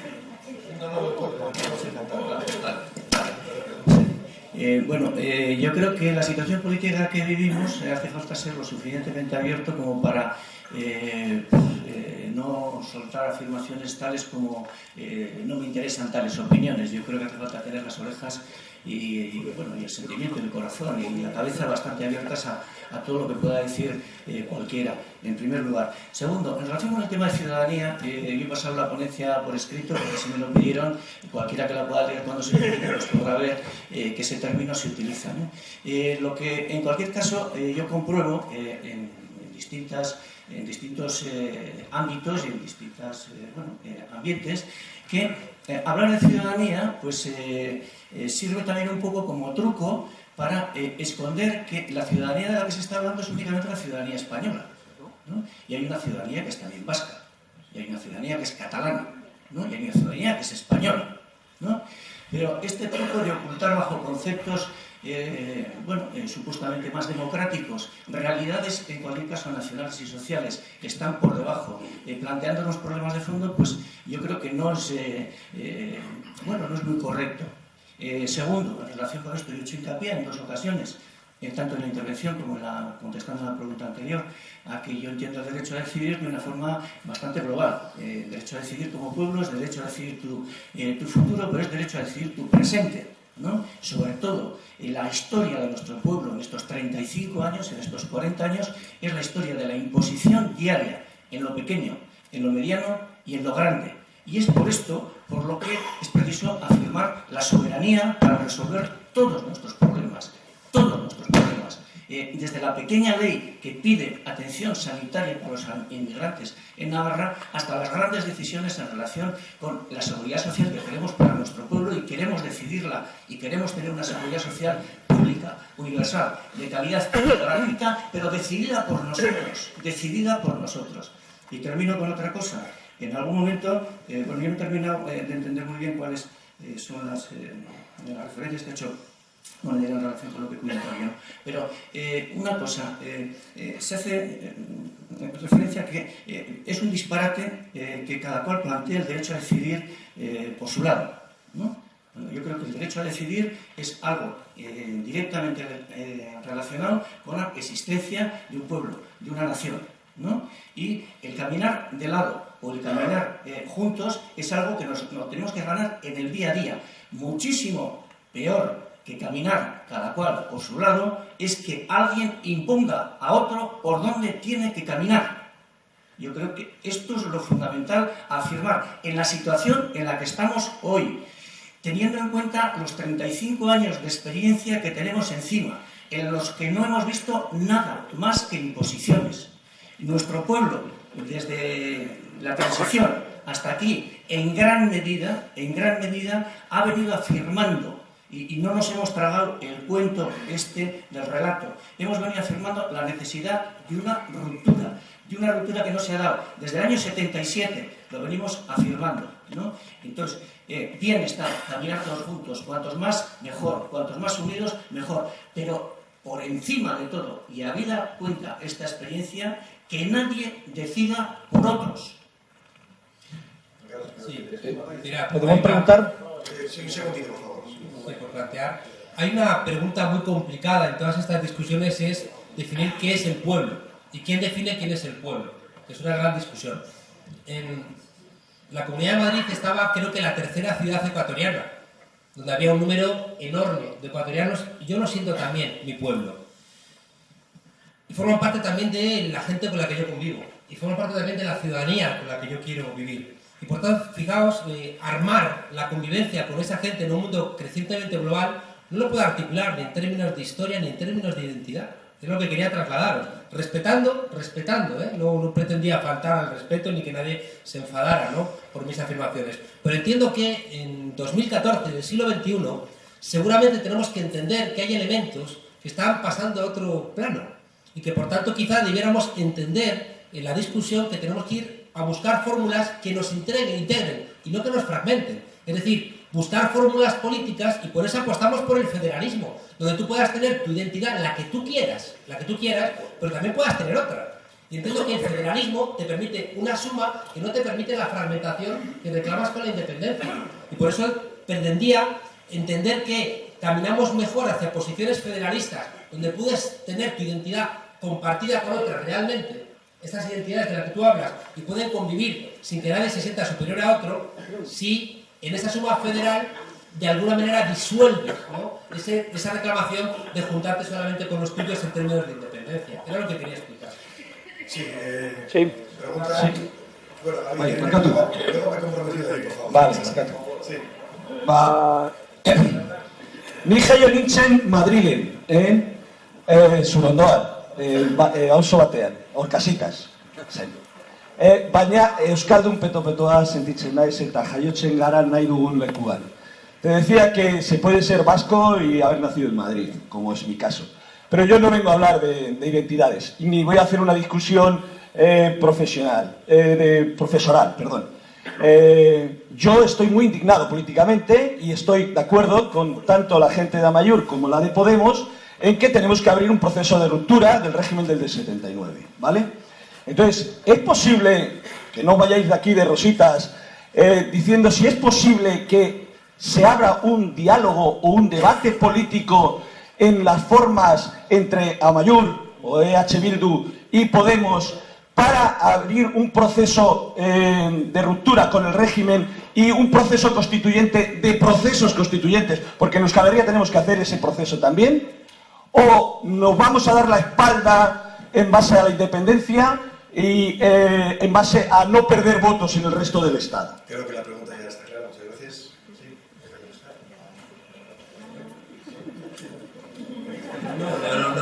No tengo problema. Fijaos, hemos planteado que nosotros estamos dispuestos a sentarnos sobre la base del programa.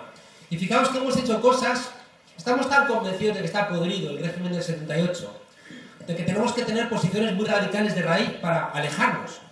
Fijaos que, digamos que una de las propuestas estrella de Podemos ha sido la directiva Villarejo, donde hemos dado la cara por los inmigrantes. Es decir, que eso sí que te quita votos, ¿eh? Es decir, que tú planteas que los inmigrantes los tenemos que tratar prácticamente como si fueran ciudadanos nuestros, creo que es realmente asustar a mucha gente. Y hemos dicho, nos da lo mismo. Si eso quita votos, pues mala suerte. Porque es que si la gente no empieza a asumir que estamos construyendo una cosa diferente, estamos condenados a repetir lo mismo. Lo máximo que haríamos sería quitar unas élites y poner a otras, para hacer lo mismo. Por tanto, nuestro planteamiento es, estamos dispuestos a sentarnos con cualquier partido político sobre bases programáticas. Y si nos ponemos de acuerdo sobre bases programáticas, claro que nos vamos a sentar con quien haga falta. Ahora bien, nos parece también honesto decir de entrada que nosotros no somos un partido independentista, que somos un partido federalista y que por tanto dejamos claro que nos sentemos con quien nos sentemos, que nuestra propuesta de construcción del Estado español es federal y no independentista. Sí, dos cosas. Yo creo que en la situación política, yo voy a poner el ejemplo de Navarra, por el del PN, ¿no? Y porque puede servir para aclararnos mejor. Hoy en día Navarra ha dictado a director la presidenta del gobierno, ya sabéis la bronca que tenemos allí desde hace bastante tiempo, las puñaladas en envenenadas que el PSOE, el Partido Socialista de Navarra, ha pegado allí a las dos posibilidades de cambio que han surgido en los últimos años, siempre dependiendo de Madrid, etcétera, y al final tumbando las posibilidades concretas que se han ido presentando, ¿no? Hoy existe la posibilidad en Navarra, porque se está manifestando así políticamente, de que realmente la mayoría política institucional en Navarra quede en manos de 4 fuerzas, que son Bildu, Amaiur, que es Geroabay, que es Podemos y que es Izquierda Unida. Nosotros creemos que el reto esencial que existe hoy en día en Navarra es conseguir un marco de unidad entre todas estas fuerzas para desmancar a la derecha y a sus colaboradores, que ha sido el Partido Socialista de Navarra, sacudir bien todas las alfombras y tirar a la basura las que no sirvan para nada, junto con todos los muebles apolillados, y llevar el cambio político y social a Navarra. Y en este sentido, la aparición de Podemos allí en Navarra pues nos parece un elemento positivo y para conseguir pues un acuerdo siendo fuerte, firme, que baje hasta donde tenga que bajar. Y segunda cosa, en relación con el tema federal, lo federal es una palabra, a fin de cuentas, ¿no? Es un concepto, ¿no? Puede tener mayores o menores contenidos. En cualquier caso, yo creo que lo esencial es volver al tema.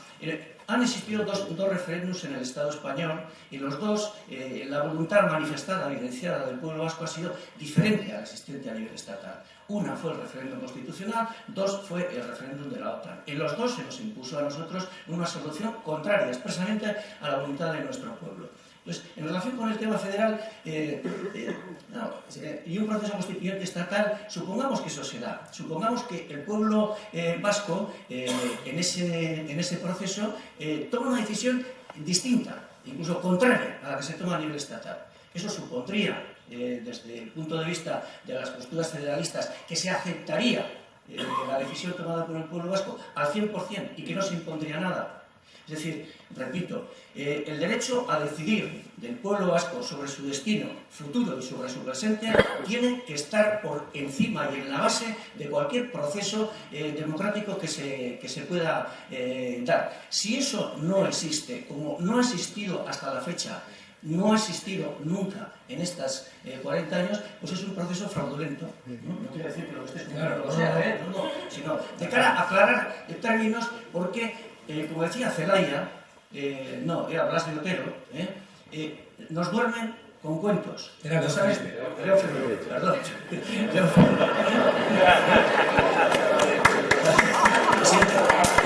Nos duermen con cuentos. Nos han estado contando muchos cuentos, nos contaron muchos cuentos en la transición. Al final Carrillo salió con una bandera española por detrás diciendo que el debate fundamental y el reto fundamental que existía no era el de república o monarquía, sino que era el de democracia o dictadura. Y ahí nos quedaron monarquía, iglesia, banca, España indisoluble e indivisible y todo lo demás. Mira, Sabino, el derecho a decidir es tan evidente que la mayor fábrica de independentistas de este país es el Partido Popular, es que están de cajón, ¿no? Entonces, cuando tú niegas el derecho a decidir, la gente se enroca y de repente, claro, se pierde todo tipo de posibilidad de avanzar mucho más allá. En la perspectiva nuestra es, pues, ¿cómo no nos vamos a sentar a discutir? Si es que el otro es tan absurdo, nos lleva a callejones sin salida que solamente benefician a unas pequeñas élites. Por tanto, te digo desde ya que claro, que vamos a abrir un proceso constituyente en profundidad y serio, donde los resultados finales los tenemos que asumir todos, porque los métodos que vamos a ponernos en marcha para discutir van a ser válidos para todos los que participamos del mismo. Claro. Sí, Carlos. No, pero... bien. Sí, bien. Pero sorprende, llama la atención, porque... sorprende y llama la atención que con eso mismo haya ocurrido y siga ocurriendo en Cataluña un proceso muy concreto, súper concretísimo, y en relación con el mismo todavía no sepamos con un mínimo detalle, porque es la opinión de Podemos, si ese proceso, como decía Villarejo, tan nombrado por ti, es un proceso antidemocrático, que así lo expresó, tal cual, pues un proceso en el que había que participar, y si había que participar, si había que hacerlo con un sí no, con un sí o con lo que sea. Entonces, claro, yo comprendo perfectamente la situación de una formación política pues que acaba de nacer, que tiene una explosión terrible, ajustar mínimamente, programáticamente y organizativamente todo eso. Bueno, es una bronca del copón, pero en cualquier caso, como mínimo sorprende también eso, el discurso que está subiendo el otro, pero sin embargo ese silencio clamoroso en relación Bueno, con el proceso. silencio, porque no queréis oír. Claro. Silencio. Porque es que os molesta ver todas las acciones que querrían que Podemos dijera, es que estamos en contra del derecho a decidir. ¿Veis? Hasta estos. Pues no, os equivocáis. Estamos a favor del derecho a decidir. Hemos dicho que lo que pasó el domingo en Cataluña fue una fiesta de desobediencia civil democrática. Y lo hemos dicho prácticamente todos los que estamos fungiendo de portavoces. Y a partir de mañana, que se dijo una nueva dirección, va a quedar muy clarito que la gente de Podemos está a favor del derecho a decidir. ¿Y sabes qué tengo la sensación a veces, Sabino? Que mucha gente necesita que en el conjunto de España haya gente que niegue el derecho a decidir para reforzar tus posturas diferentes a la federal. En absoluto.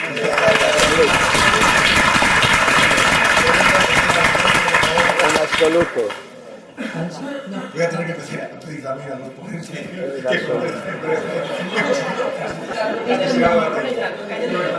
A ver, sí, por favor, la pregunta. Por favor. Bueno, quería hacer una pregunta. Usted antes, perdón que no me sepa el nombre, antes ha comentado que en Canarias se había prohibido el derecho a decidir sobre los fracking, sobre el problema que crea eso en sus mares. Pero lo que no nos cuenta usted es el mapa de fracking que tenemos aquí en el País Vasco. Tenemos aquí en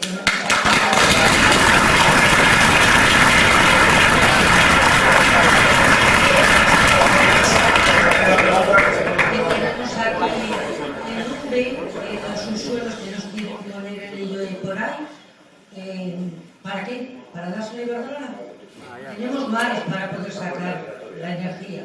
Tenemos luz, sol, viento, cada uno en su momento. Pero Iberdrola no. Y otra cosa, tampoco nos están explicando, porque yo todavía no lo he oído, si no es a través de las plataformas o a través de internet, ¿qué es eso del TTIP? ¿Qué es eso del tratado que va a hacer?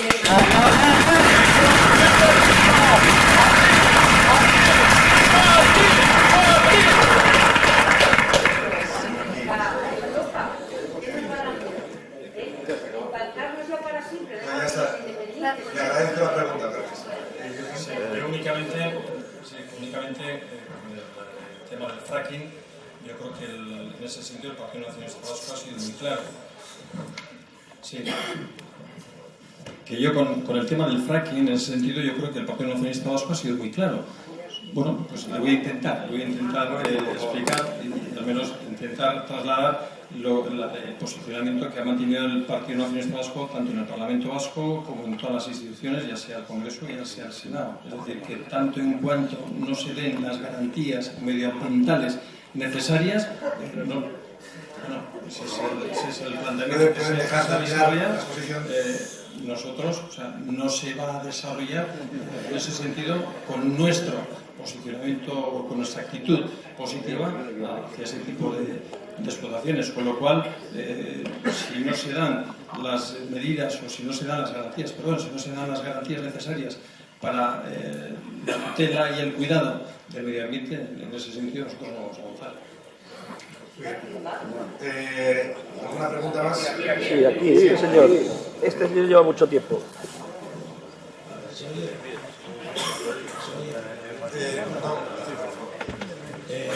Yo no quería preguntar. Pues... No sé. Yo quería afirmar la democracia ahora, ya, porque no existe, porque es mentira.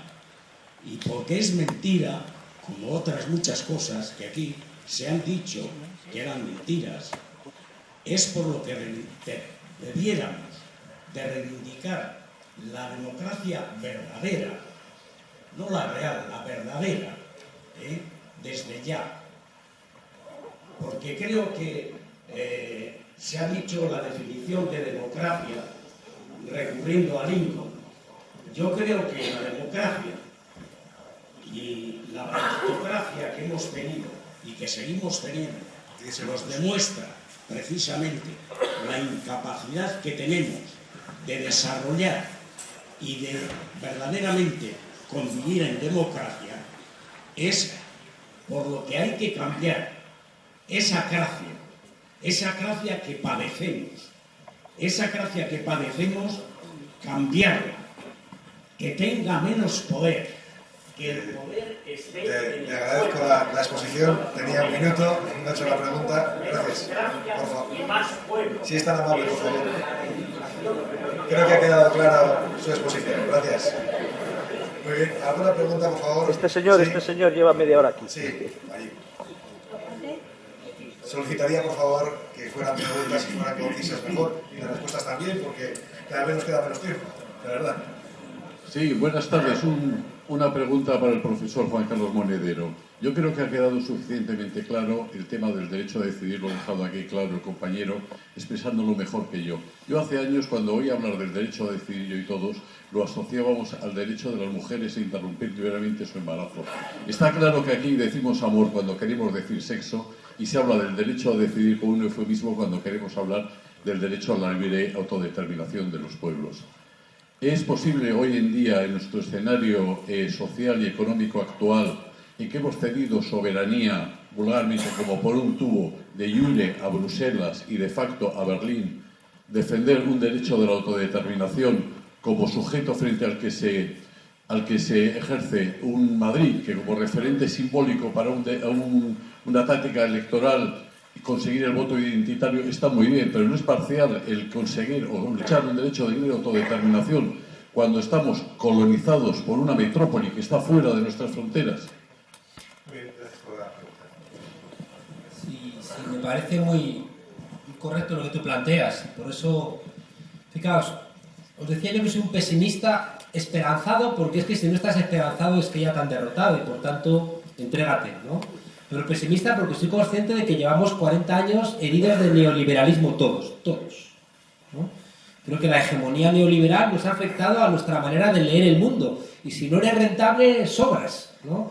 Y por eso, fijaos, yo la reflexión, decía Sabino, hicimos una tuerca, nos fuimos a hacer la tuerca a Barcelona, donde yo planteé que el ejercicio del domingo era un ejercicio, hombre, y alguien en Podemos, algo represento, aunque no sea nadie en Podemos, pero algo represento, y planteé claramente ahí que me pareció un ejercicio de desobediencia civil que abría la posibilidad de aumentar la democracia en el conjunto del Estado. Y ayer hicimos una tuerca desde Madrid donde volví a repetir lo mismo, ¿no? Porque me lo creo profundamente. Creo que no hay solución que no pase por un proceso de reflexión personal. Creo que, fijaos, el nacionalismo en cualquiera de sus ámbitos, incluido el español, que lo sufro mucho, que lo sufrimos mucho. El nacionalismo español creo que detiene el entendimiento.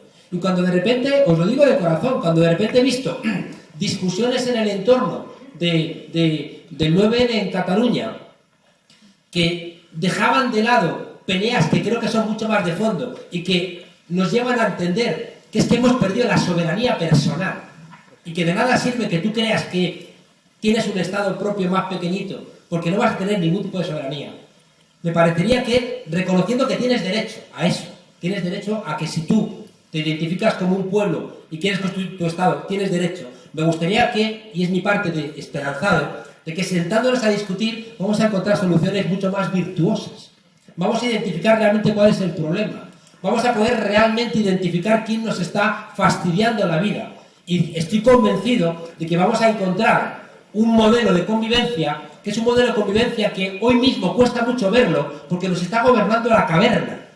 Y si España es Belén Esteban, Rajoy, Manolo el del Bombo y Mayor Oreja, dices, pues coño, yo me quiero ir de esto. Pues claro, ¿cómo no te vas a querer ir lo más lejos posible?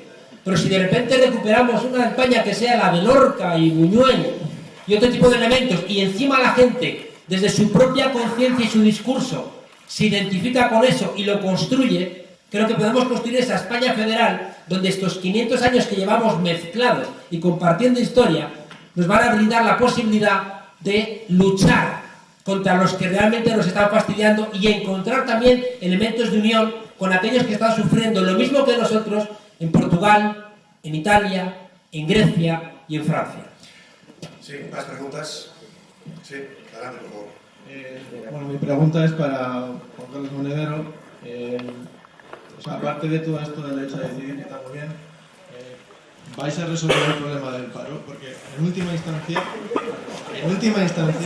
a cada uno de los que están aquí, lo que le importa es que su hermano, su madre, su padre, su primo vivan dignamente, es decir, tengan trabajo. Hay 5 millones, no sé, ya he perdido la cuenta, no sé, son 4 o 5 millones ya, 22% de paro en España, pero es que en Euskadi hay también un montón de paro. O sea, yo estoy harto de ir a las entrevistas de trabajo y tener problemas para entrar en las empresas, porque es que la dinámica, ahora mismo lo que te dicen los directivos es no podemos contratar, o sea, tenemos que tirar de lo que hay. ¿Qué vais a hacer? O sea, yo estoy en paro y seguramente aquí habrá gente en paro. O sea, a mí el derecho a decidir me da igual, bueno, no me da igual, pero es que ahora mismo quiero trabajar. O sea,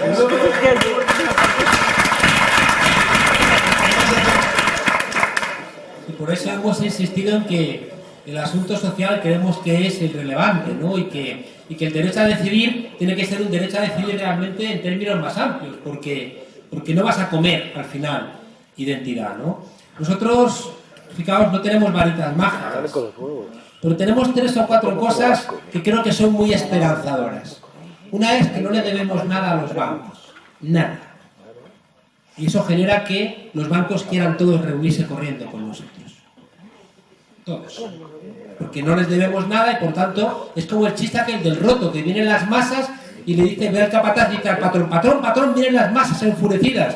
Despídanlas, es que no tienen trabajo, quítenle las subvenciones, es que no tienen subvenciones, derriben sus casas, es que no tienen casas, pues coño, estamos jodidos, ¿no? Pues de alguna manera les pasa eso con Podemos. Es decir, somos una fuerza política que viene de fuera de la política y que no nos tienen agarrados por ningún lado, ni las grandes empresas, ni el IBEX 35, ni los bancos, ni Alemania, ni nadie.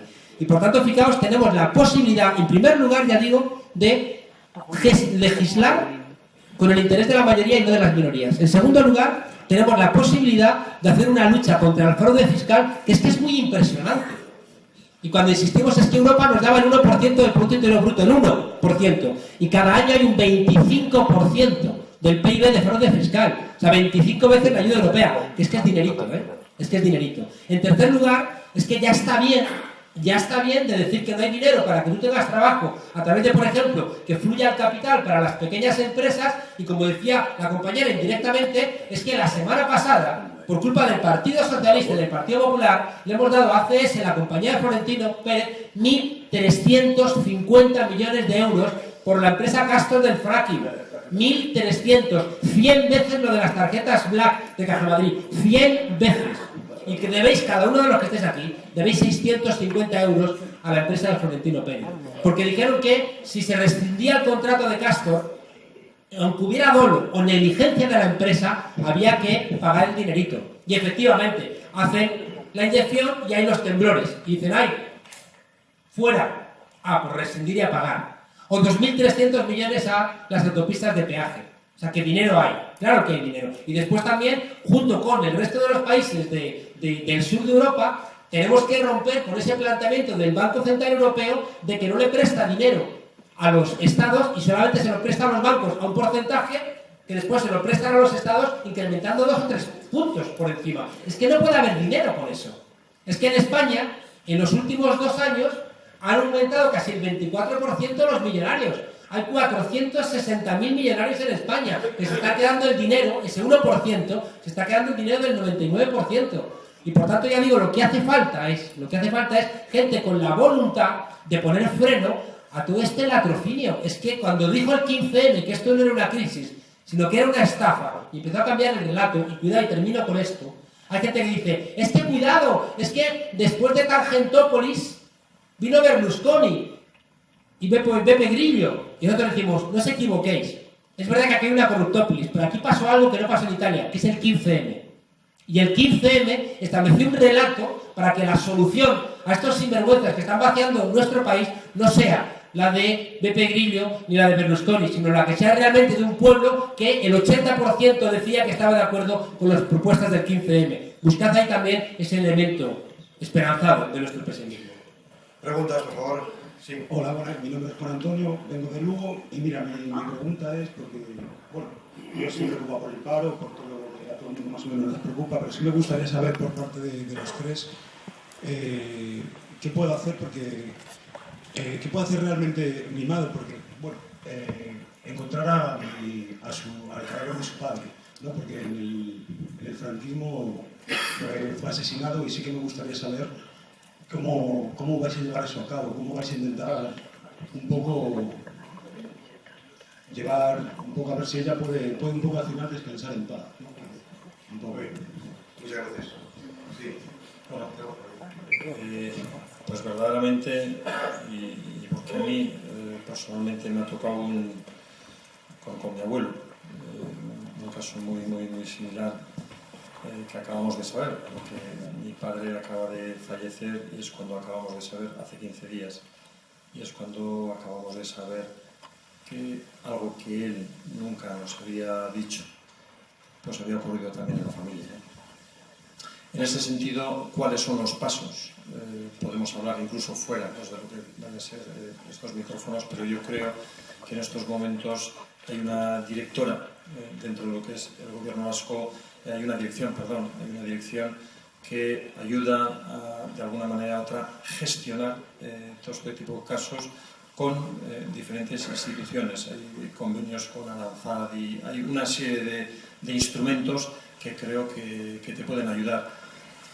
Acabamos de realizar una interpelación también al ministro de Justicia en este sentido y con el gobierno español en este sentido. No tenemos ninguna esperanza, pero yo creo que en el caso del gobierno vasco sí que hay un espíritu de lo que es conocer la verdad, trabajar por lo que es la justicia, la reparación y la no repetición.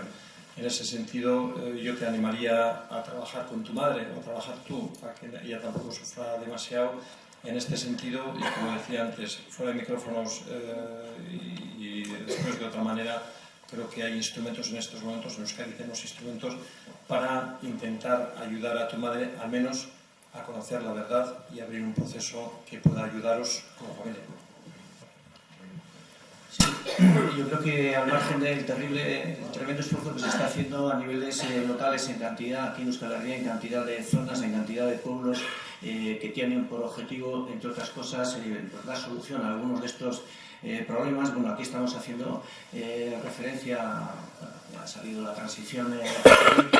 Hace falta en cualquier caso, hasta en el caso más concreto, señalar que bueno, el Estado español es el único caso en Europa en el que un genocidio que se llevó por delante y que bueno, dejó en cunetas y bajo tierra, escondidos, desaparecidos, a más de 110.000 personas, es el único caso de Europa en el que los genocidas siguen paseando por la calle tan tranquilos, ¿no? Al margen de el último acuerdo de la jueza argentina María de Servini, ¿no? Existe una ley de amnistía del 77 que ahí quedó, que fue aceptada en la transición por quienes llevaron la transición adelante. Esta ley no se quedó ahí únicamente porque no hubiera fuerza suficiente para echarla atrás, sino porque se aceptó que toda la canalla franquista siguiera en pie controlando importantes esferas de poder, en la judicatura, en la administración, en el ejército, en la policía y en otros sitios. Esto no fue únicamente un problema de no tener suficientes fuerzas, sino de aceptar todo esto, de aceptar esa ley de amnistía, vergüenza en toda Europa. Yo creo que bueno, pues es para comentarlo también. Afortunadamente yo estuve una semana también por Argentina acompañando a la coordinadora estatal de CEACUA, ¿no?